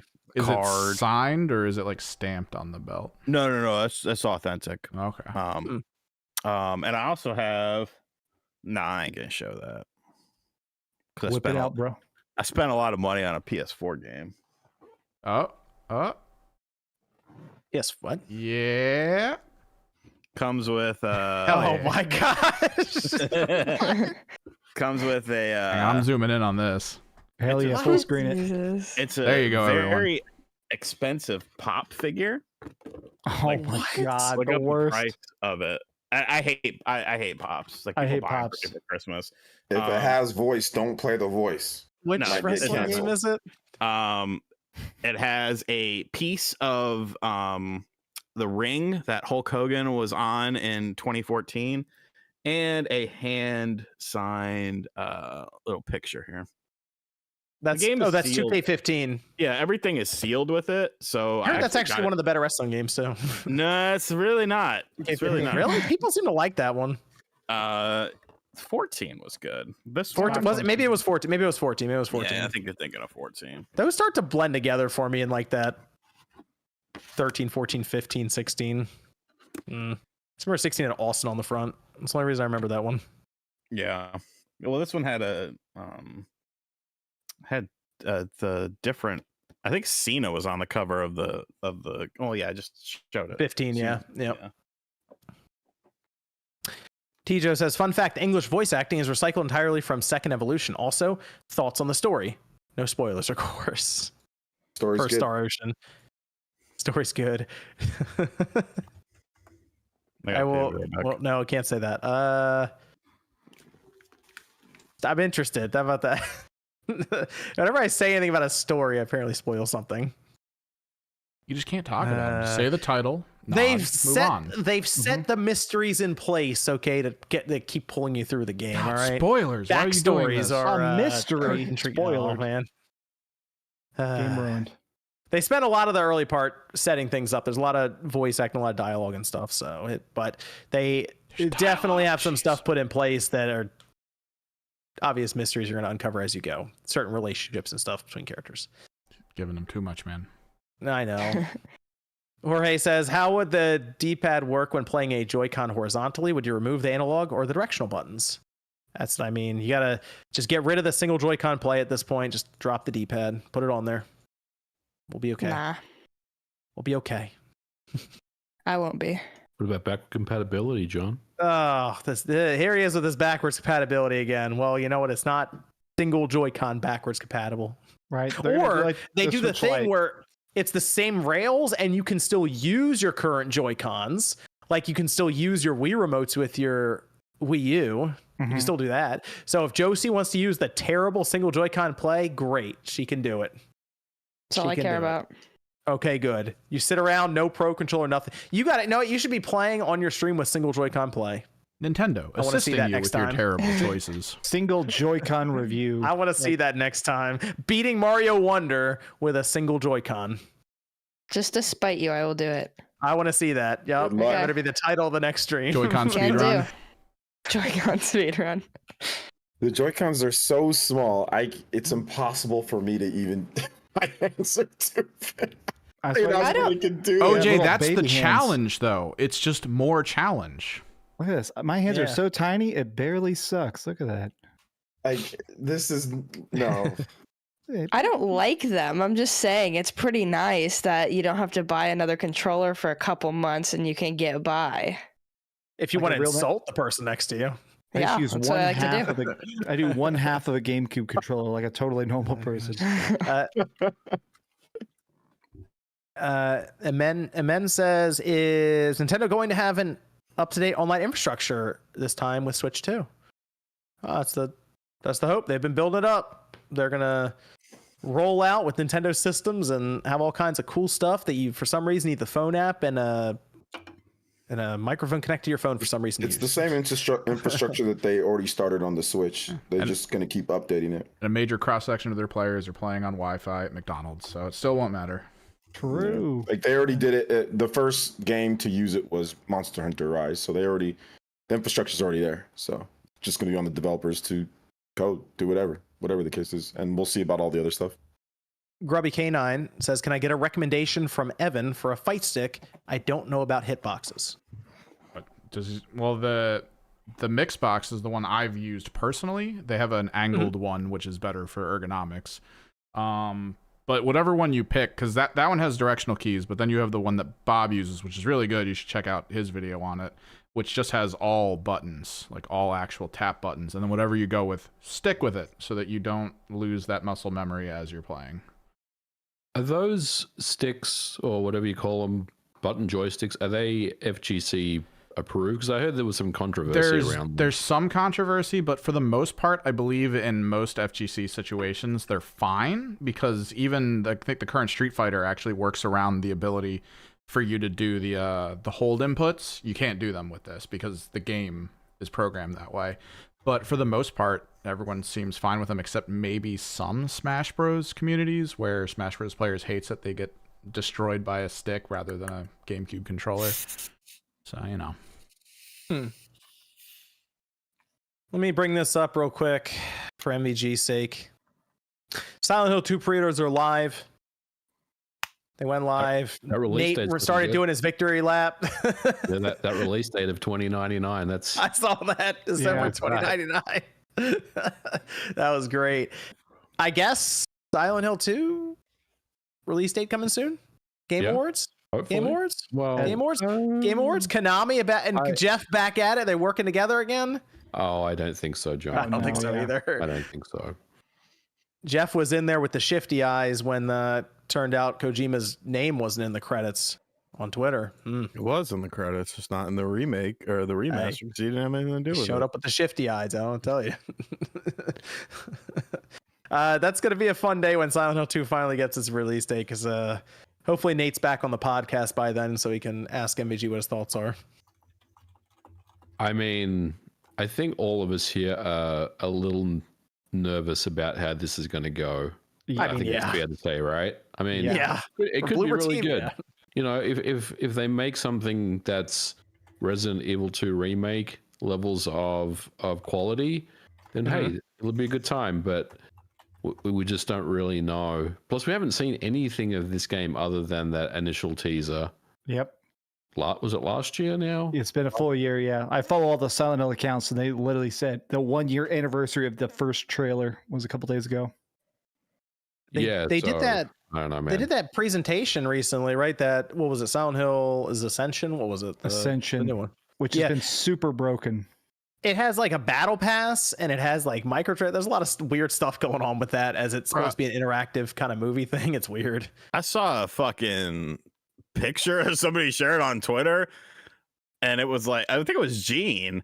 It was like, imagine showing this to someone who played games or who's playing games 30 years ago. I was like, bro, I do not know what is going on in this picture. And I've been playing video games for a very long time. You vote. So I've tried to play it. It keeps breaking, but it's like a TV show where you vote what the next episode is going to be. And it's much like pre-uncut scenes, but it keeps breaking. The last episode, everybody voted for one of the characters to live. And it popped up on the screen and goes, okay, Gene is going to die. And people are like, no, that's not. And so the developer like, what? Sorry, whoops. Like it literally, the wrong title card popped up. people keep they keep having to shut off chat because people keep saying Hideo Kojima has cummy in his tummy and stuff like that, or spamming it. So they keep shutting off the chat because you can upvote comments. So people keep saying yummy cummy till it gets the top comment. I love it when companies meet the online communities. I love it when it happens because they're just like, oh, this will be great. It's like, are you kidding me? What year is this? How have you not noticed this? Here's my thing. How do people know that they're influencing this at all? Like, couldn't they just tell you are and then just navigate for you through the whole thing and it's already predetermined? Yes, but that seems like more work. Like when you're watching live, I've seen some replays of it. It does seem to be reacting to the chat and stuff. But I mean, it looks so bad. I mean, it just looks terrible. It's so confusing as a product. Like, I'm such a big Silent Hill fan. The fact that it keeps breaking, the fact that it has a battle pass. I mean, this seems so stupid that they released this before the Silent Hill remake. Like, hey guys, Silent Hill is back. Oh, sorry, Gina's dead and Hideo Kojima's got a cummy tummy. Welcome to Silent Hill. It is my nightmare. It's super weird. And on the topic of the pre-orders, I'm excited about it. The Silent Hill 2 remake. I want to see it. It's going to be my video tomorrow is talking about it because did y'all look at the listing? It says we're going to be playing as Pyramid Head. Everyone's like, I don't want to do that. That's not the point of the game. It says play as beloved character Pyramid Head. It's like, beloved character. What? Yes. And so it's like, a beloved is not the correct word. Huh, that's interesting. Beloved character. Okay, sure. We'll go with that. Let me also move over here to Sony, as they did acquire iSize, who seems to be a company about deep learning for video delivery in terms of bitrate, and I assume just making streaming video higher quality. But on top of that, they did also launch their game streaming service last week. And I did try it out. I played a few games for it just to see how the streaming quality was, because they hyped it up as being like this next level thing compared to what they had with PlayStation Now, which wasn't very good. There's like Gaikai spinoff stuff, not great. This, though, is significantly better. Like, I'm actually surprised at what they were able to pull off, but it's only on the PS5. So I do wonder if they're also benefiting from not as many people using the game streaming currently. Did anyone else try to fire up any of the game streaming stuff on the premium side just to test it? No. Just me and my curiosity. Okay. Yep. Find another topic, bitch. We ain't talking about that. What's wrong with the game streaming stuff? Somehow now Sony is doing game streaming better than Microsoft. No one finds that weird. There's so many cool games to play that aren't streaming. Why waste your time playing games that are streaming? I don't think you can play all the different games that we're playing now. I think my internet would have a heart attack. Why waste time streaming it when you can there's a bunch of games that people can play on servers. There's a bunch of games that you can download. I'm not going to sit here and waste my time streaming a game. And there's so much cool stuff that you can just buy and play. Sean half the time doesn't want to download a game, and he'll actually stream it to test it out. Yeah, see if it's worth downloading. Space comes at a premium on my system, sir. Apparently. You can just walk away when it downloads. I'd rather just play something I know I'm gonna like. Yeah, I'm not gonna waste my time checking out a bunch of crap on streaming. I love checking out. I check out all kinds of different games. Why not? If I can just stream it too and just jump in and try it out, that's actually way better than trying to download and like sit there forever. You know, Sean, I assume you just watch the download bar fill up. I tried it with Miles Morales. I tried it with Horizon, and I'm just interested in how the streaming tech has continued to advance, because I am curious if there is ever a future where it's all streaming and if that's even possible. Mostly because Comcast to me says that's probably not ever going to happen, but who knows? And it is Stadia level. Maybe it might be a little better than Stadia in terms of the responsiveness.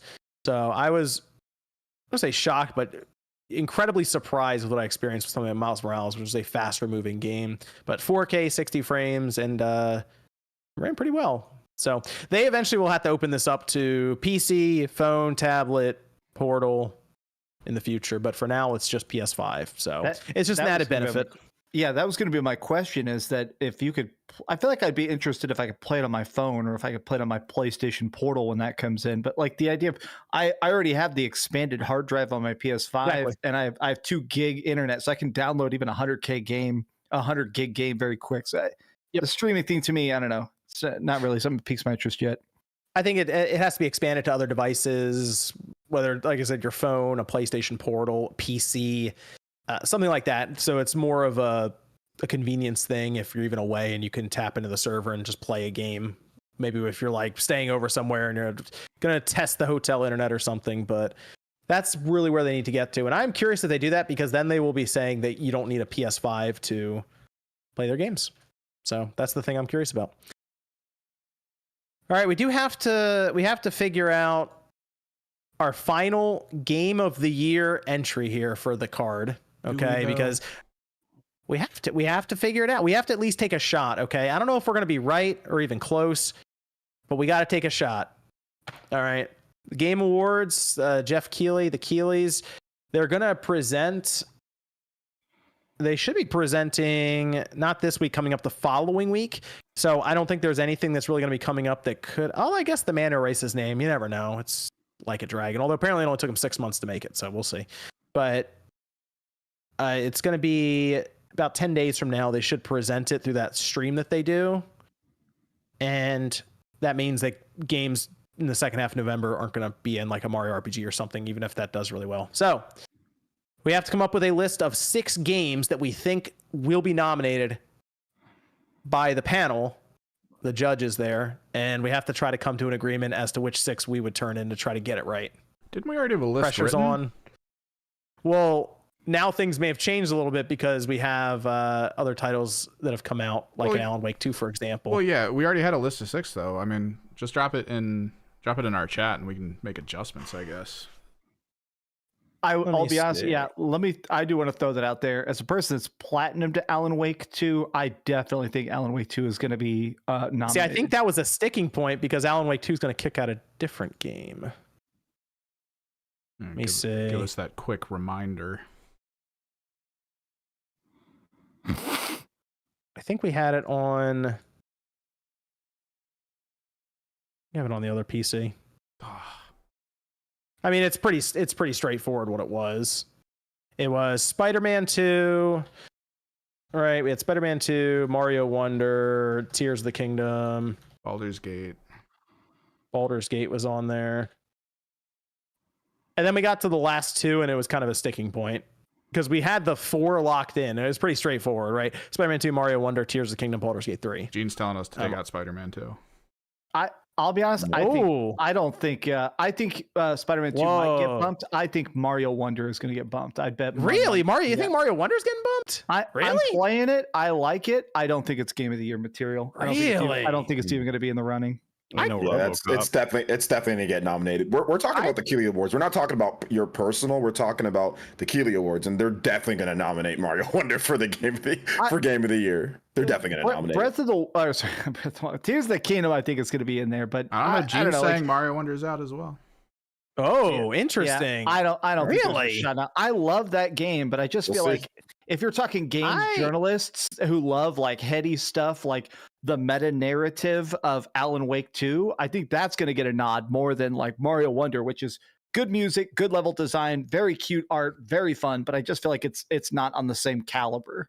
I don't think it's Alan Wake or Mario Wonder. I think it's one of the other games that we talked about that probably gets bumped out. So like a Resident Evil 4 remake or like a Street Fighter. It's one of those games that gets bumped out. I think Alan Wake's going to get in there. Of Game of the Year, yeah. No, fighting games are always relegated. Yeah, so it's going to be one of the other games that maybe deserve Final Fantasy 16. It's going to be, or Diablo. It's going to be one of these games that gets bumped out. So it's going to be Tears, Baldur's Gate, Alan Wake 2, Super Mario Bros. Wonder, Spider-Man 2, and then something else, whatever else people want to put in it. But those 5 games are absolutely going to be the 5, and then there's one more spot for something else. But that's the one that's hard to figure out.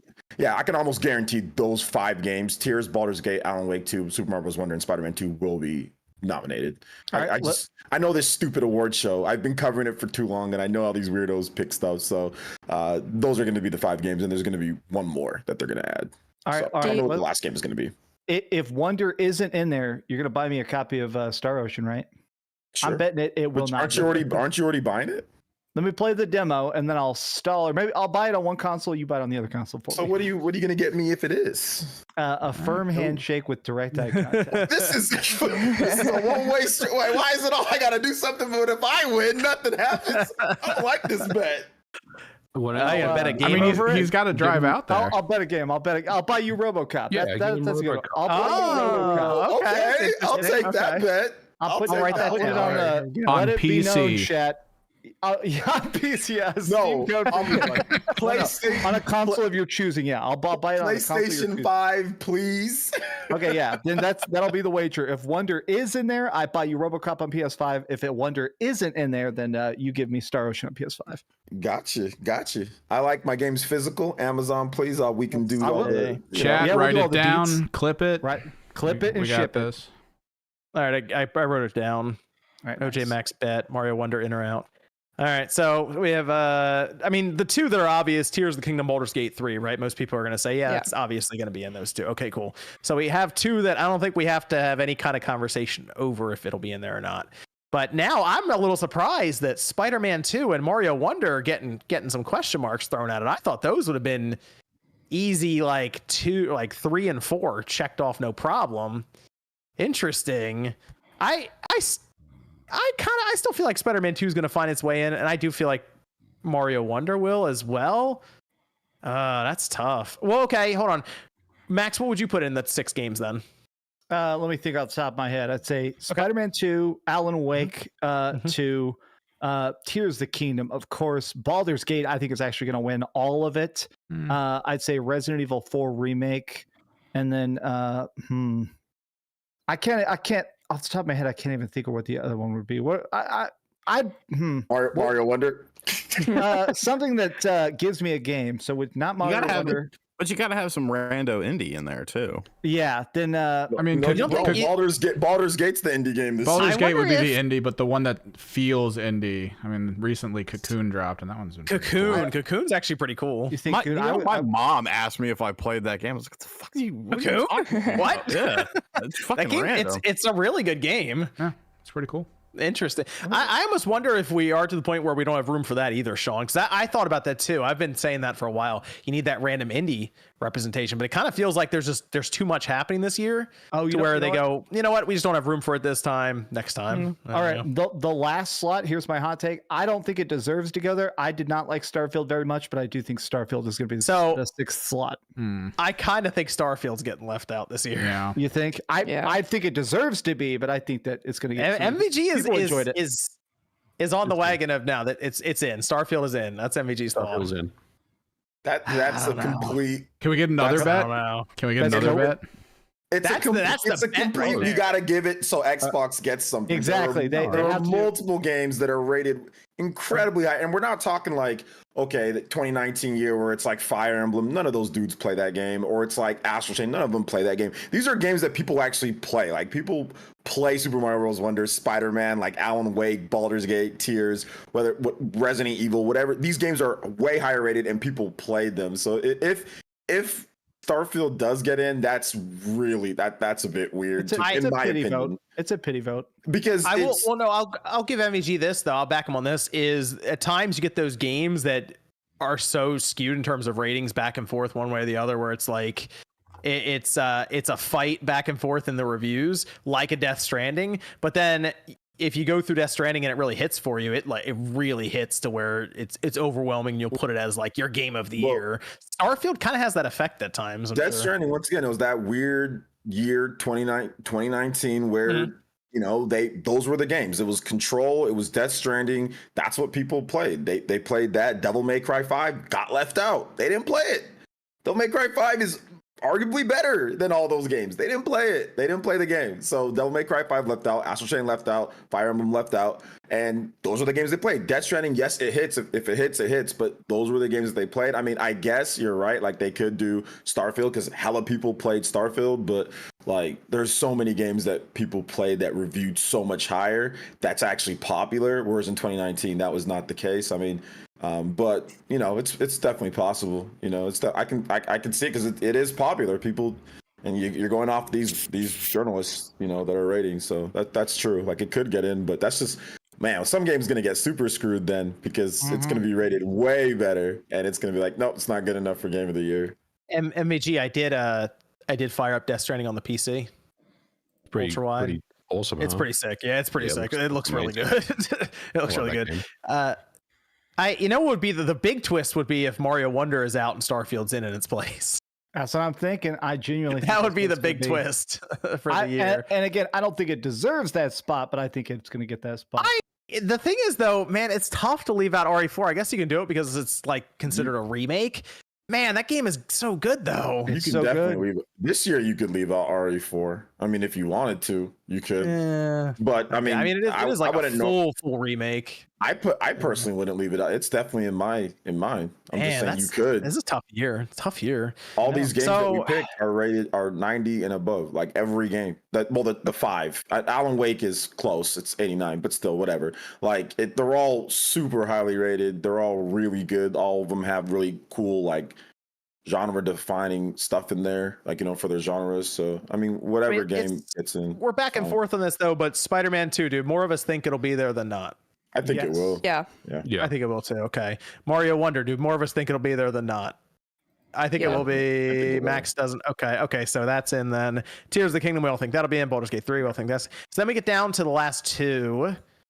Alan Wake 2. Do we think that's more or less in? I can't really comment. I haven't played it yet, so it's hard for me to say yes when I haven't played the games. Everything else that I've said yes to, I've played and beaten multiple times in some cases. So, I mean, Alan Wake 2 is reviewing very well. It seems like people love it. It's getting unanimous praise, but I have to play the game before I can really say yes. The only reason I tend to say it will MVG is because I watched what happened with Control that year that it got nominated, and even though I wasn't really feeling Control like as I just got to go in, a lot of people did. So I don't know if it's the Remedy effect or Alan Wake 2 is such a different kind of game for people that it has kind of that Death Stranding vibe, because I see people absolutely hate this game and other people are like, this is the most incredible thing. Nate wouldn't stop talking about it the other day when we were on Direct Xbox, just kept going on about it because it's like this incredible thing. And the only experience I have is the first hour where you play as like a naked fat guy walking around.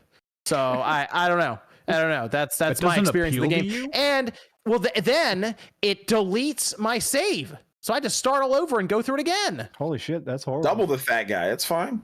Yeah. I said, you know what? That's enough. I'm playing Robocop.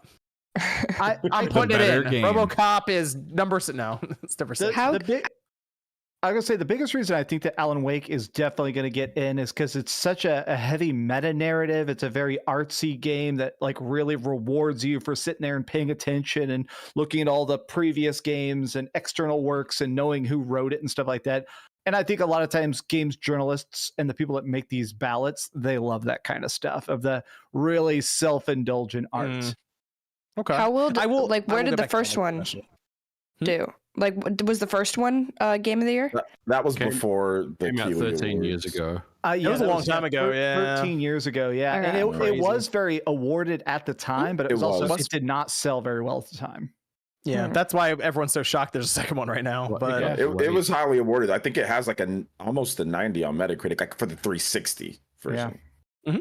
Yep. It's a great game, but it got delayed. I remember it was going through some development hell for a long time. I played it, I think pretty much day one. I'll be honest, I don't remember anything that happened, but I did play it and beat it, and I was like, okay. And that was that for me. And I didn't play the DLCs or anything like that. I will definitely get to Alan Wake at some point. But everybody says I bought Control Ultimate Edition recently on PS5. So everyone says you got to do all the stuff. So I was like, all right, let me get Control, let me get the other games, and then let me watch some YouTube videos, and then I'll jump into it at some point.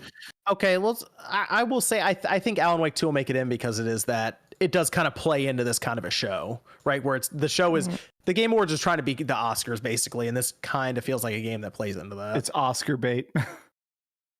That is, but that leaves us to the last one. MVG, you think Starfield's in, so you got that pulling for. Okay, that's the 6th spot there. Man, I'm trying to think of what I would. What about Lies of P? That could be like the random indie. So here's the funny thing about Lies of P. in the game of the year thing we're going to be doing on the channel here, it did not make the cut for the top 32 games of the year. Oh damn! Oh wow! Isn't that crazy? That's up of a year. It's good. It would have to be a write-in to get into the bracket, and someone may or may not write it in. But it did not make. I couldn't believe it. We were going through it. You know what game barely made it too? Mortal Kombat 1 barely made it. I can actually believe that. Yeah.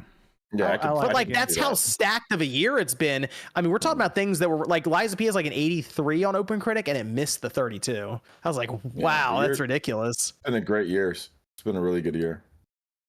I kind of want to put Resident Evil 4 in there. I would be mad if that was it. If that was the last slot. So I mean, you got Starfield. I'm gonna say RE4 because I think these 5 here that we have picked out are most likely to be in. So I'm going with RE4. MVG, you're saying Starfield. Mm-hmm. Okay, it's fair. Fair. What do you got, OJ? Yeah, RE4 remake. I mean, I would pick Street Fighter, but like the fighting games. Yeah, so, they just get relegated to their own thing. Yeah, they get. I mean, unless it's like Smash Brothers is like the only one that can make it sometimes. So just Resident Evil 4 remake probably. What do you got, Josie? Final Fantasy 16. Oh, okay. Wow. All right. Interesting. You know, Going out on a limb. I feel like people would be mad about that. I'd be okay with it. I'd be okay with 16. I would be more than okay with it. It's a good game. I like that game a lot. Max, what did you have for the last one? I am still gonna go with RE4 remake. I love RE4 remake or Starfield. Okay. I want FF16 to get the nod for sure because I enjoyed the hell out of that game. What do you got, Sean? Fuck Mario Sunshine. Solid. Robocop. I don't really care. I thought you were gonna say something weird, like just be weird, like say Sea of Stars or something. Or the Grinch. I think Sea of Stars Conflict of interest has potential. Conflict of interest. Wait, why Cocoon? The Grinch. I did Sponsored. Sponsored. Sponsored. Well, then by that metric, can you say any Nintendo game? #free game? Because that's different. That's not sponsored. I didn't get paid.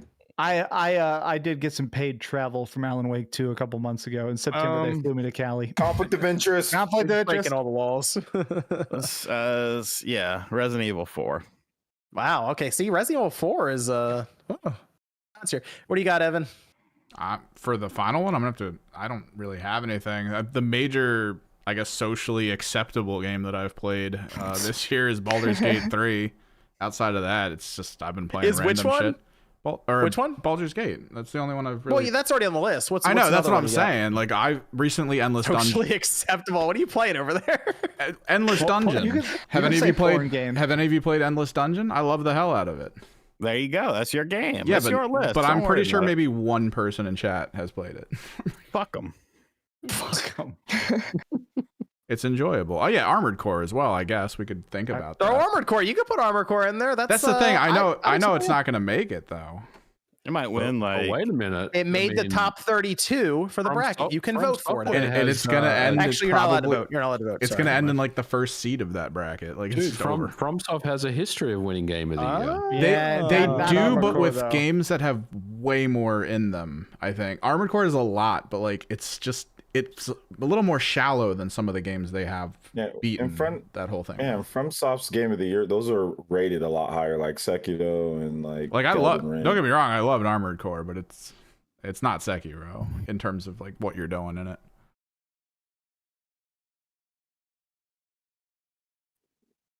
Say something, John. Yeah, this is very quiet. I think he crashed. Wow, dead air. What a bad podcast. He's 100% crashed. We're taking over. Oh, there we go. Sean, I was gonna say you're allowed to write in RoboCop as well for the bracket. There we go. Or Sonic Superstars. You know what I want to write in. ROM hack. You can't write it. It cannot be a ROM hack. Why? It has to come out this year and not be based on a game from the 90s. It's got to be a game that came out in 2023, not one that came out before Josie was born. It technically did. The game was altered this year. Resident Evil 4 was altered this year. No, that's a remake. That's a remake. This is essentially a remake. Do you need the ROM that you then inject the mod into? Possibly. Okay, thank you. Sean, are you doing an after show tonight? Yeah, I'll do it for a little bit. Okay, cool. Looking forward to MVG to drop 3 seconds before. You know what? MVG, where can everyone find you? The smoke bomb. You can find me on Twitter at Modern Vintage Gamer. Video out on Monday, and there will be a Nate the Hate next week.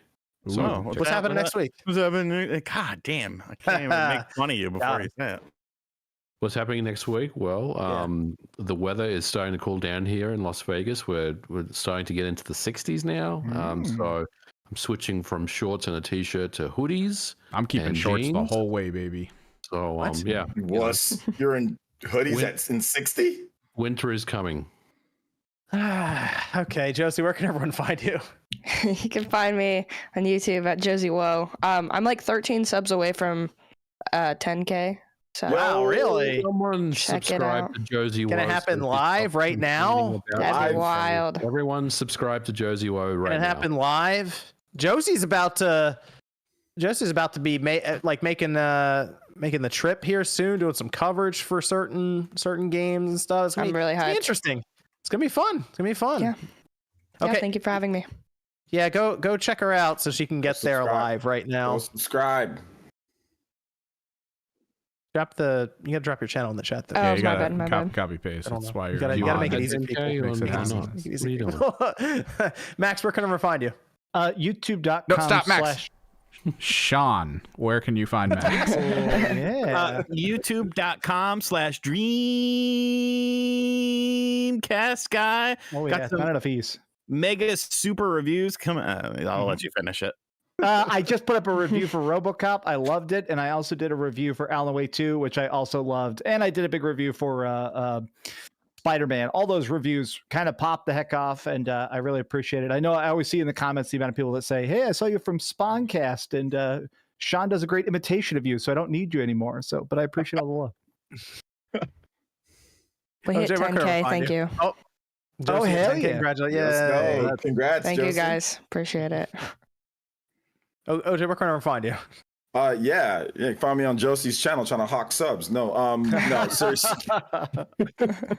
No, you can find me here on YouTube, Player Essence. Thank you for having me on. I've got some cool videos already up. Nintendo let me see a virtual preview for Super Mario RPG, so if you're wondering about that, I've got a bunch of new gameplay footage and details on there. I've got some pretty big JRPG videos as well that I did, talk about PlayStation, Nintendo Switch, Xbox, my 10 out of 10 RPGs, really cool classic games like Lost Odyssey and other titles. So if you're into classic JRPGs or just JRPGs in general, normal RPGs and Nintendo stuff, check out the channel. And I've got a big 25 third-party games video. It's like 40 something minutes long of different third-party games coming out. So thank you guys for the support on the channel recently. And all good stuff. Oh, and like my Buy Now series, I just got a new video out. You guys really like that. So if you want to look at certain games to buy that might be rare on Switch, it's on the channel as well. That's up. So thank you guys for the support. It's been awesome. A lot of Spawncast dudes coming over and saying, yo, it came over from the Spawncast. So thank you. Go watch OJ because he's about to have to buy me a copy of Star Ocean, so he needs those views. Hey, there it is. Let's Evan, what about you? Oh, you can find me on YouTube at Kimrick's Project, tabletop games, stuff like that. I stream over here too. I get my projects done on stream now for painting and all that. We hang out, talk random shit, so it's fun. Okay, and then Sean, you're doing the after show. Yep. Do you want to let people know they can come over to see you? Was it RGT Live? No, what the fuck is the name of the channel? Abel's Ladders and Sean. It used to be. RGT Live. Stash. RGT Stash. Yeah, Stash. RGT 85 Stash. There we There go. it is. Okay, go on over there. It's an after show. Who knows what happens? It's always a roll of the dice. Thanks everyone for watching though. We'll be back next Saturday night. Should be actually some interesting stuff happening this week with Go Nintendo on. and Sony. So it'll be fun. We'll see you guys next time.